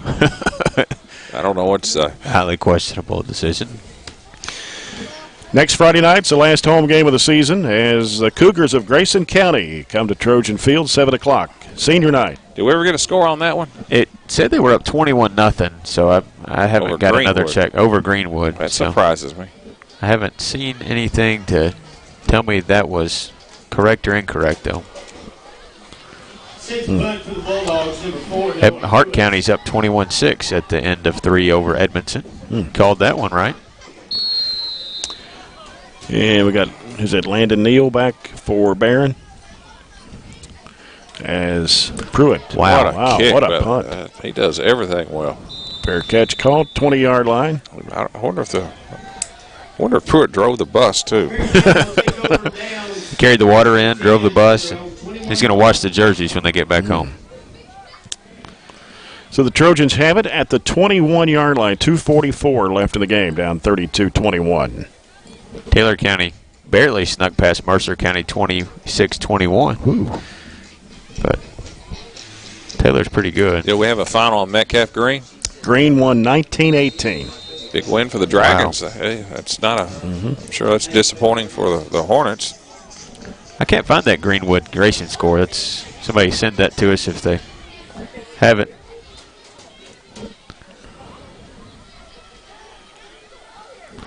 San X beat Mail tonight. That was a pretty big 6A game. Yes. Here's Johnson. The Mail's #1 team in the state. And ball dropped. I have tried that throw, that little out pattern off the rollout several times tonight. We've just not been successful at that. And it does not help. It's starting to rain. And it is a cold rain. It's 52 degrees. It's a chilly morning to wake up to. Have more reason to sleep in, right? Yep.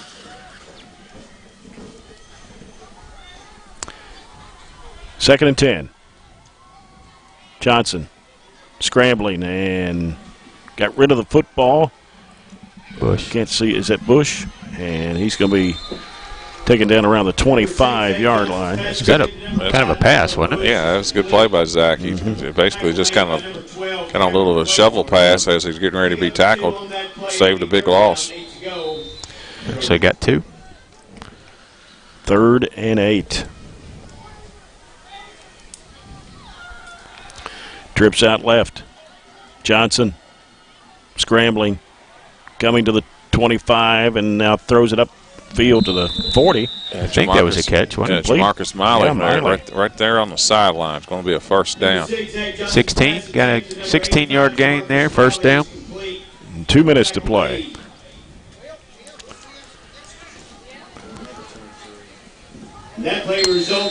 Citizens' first down for Barren County. At their own 40-yard line. 3 receivers out to the left, 1 to the near side, and that's Miley.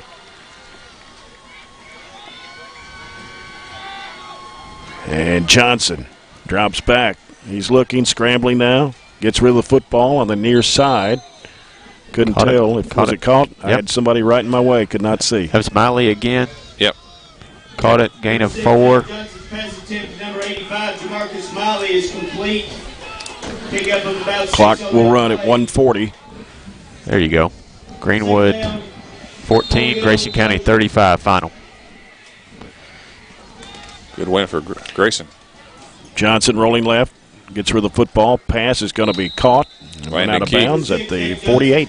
Key gain of 6. Yeah, and got out of bounds, so that's productive. Key's first catch of the night. Another first down. Be a tough game again next week. Well, yeah, Grayson, and I thought Greenwood handled us pretty easy. Yep. Grayson County seems to go in about 4-year spells, don't they? They do. Johnson rolling right, now cuts back. He's going to throw over the middle. Long pass is going to be incomplete down around the 20-yard line. Well, he had him open, too, and it looked like the ball just kind of slipped out of his hand, to be honest with you. Still would have been a tough catch. It's been a tough catch, but catchable.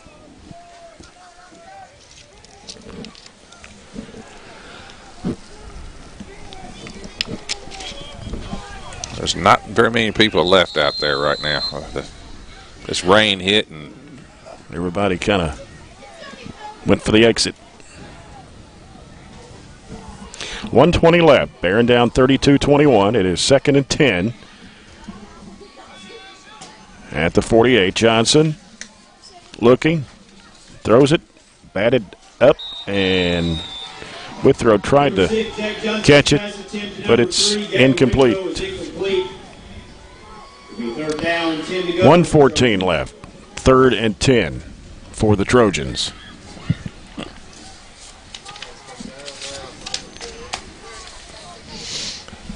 I tell you what, it's you make a good picture of this. The lights and the rain coming down. It's kind of pretty. Kind of looks like snow from this angle. 50% chance is coming down right now. Yeah. 3rd and 10. And Spillman goes in motion. Play clock at 1. And we're going to get. Yeah, we were lined up wrong. Yeah. Never could get set. It's our 10th penalty. 90 yards penalized, and that hadn't helped the effort tonight. That's one thing we talked about. Penalties, turnovers. 90 yards of penalties, 3 turnovers, and we didn't tackle very well, Mr. Pruitt. So nope, but they had 14 penalties. Didn't turn it over very much, though. No, 1 turnover. 1 fumble early. 3rd and 15. And down to a minute to play. Johnson rolling out right. Got plenty of time to throw, but now he's being pressured and going to be tackled. Fumble again. And it's on the near sideline, and they're taking off with it. And they call it dead. They blew. That was a bad call by the official. What a horrible call. That was a definite fumble, and recovery by Clinton. Davis scored a touchdown, and the referee called it dead for some odd reason. That was just an inadvertent whistle that he should have kept out of his mouth, probably. And the head referee coming over to consult. And what's odd about it is in front of the Clinton County bench, and it wasn't even close to, Zach fumbled it. It wasn't even close to the sideline. That's one of those you got to give Clinton the ball, though, right? I don't know what you do. He couldn't have called it dead. Couldn't have called it down. I don't know what that signal is by the referee. Thumbs up. It's going to be 4th and 14, and what a break, because that was a fumble touchdown for Clinton County.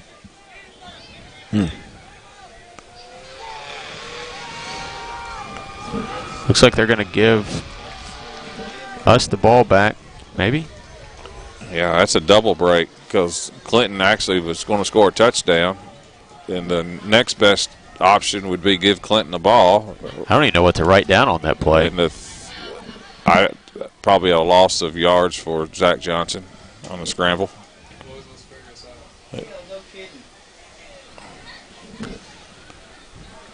Yeah, I think inadvertent whistle. The whistle was actually blown, I think, after the turnover took place. And it's a 3rd down. It should be 4th down. Are they just going to replay the down? Looks like it. Oh, my gosh. Johnson dropping back. Now getting pressure. Gets rid of the football and is intended for Miley. They say incomplete as he was on the ground. I can tell you one thing. I don't know what the rule was, but it looks like to me they were 0 for 4 on that one. I don't know how in the world it's a third down play again. It's like you don't even do that on the playground. Do-over, do you? No, it can't be a do-over.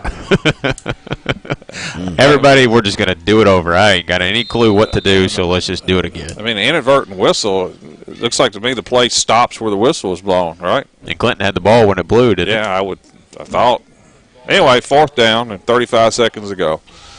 And this should, well, if we don't pick the first down up, this will do it. Johnson.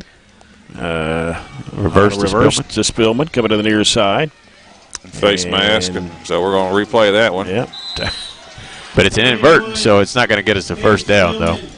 Yeah, that was a loss of yards, but it's going to be a face mask on Clinton, and that was the right call. Face mask. Against the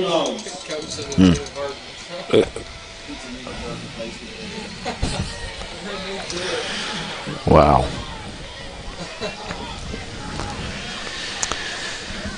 The game that will never end. Mm-hmm.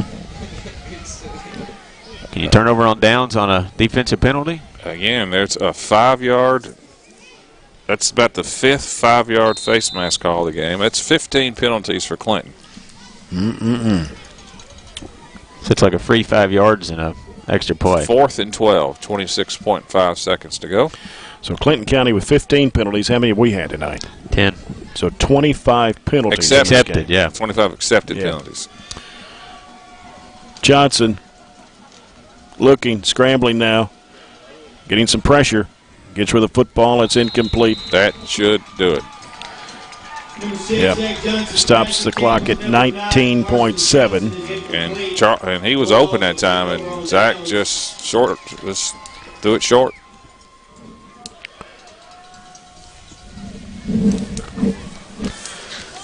We've had a rough week against Clinton County. Boys soccer. Yep. And now football.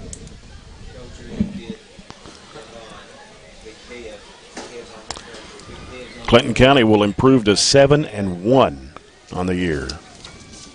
Barren County will drop to 2-6. Clinton with the football at the Trojan 49. Take a knee, and that will do it. Final score tonight will be Clinton County 32, Barren County 21. We'll take a break, come back with a post-game report brought to you by Zaxby's of Glasgow. Head to Zaxby's after the game. Zaxby's on Happy Valley Road. We'll also take another look at the Coca-Cola scoreboard as well. Again, the final score tonight, Clinton County 32, Barren County 21. You're following the Trojans on 103.7 Nash Icon.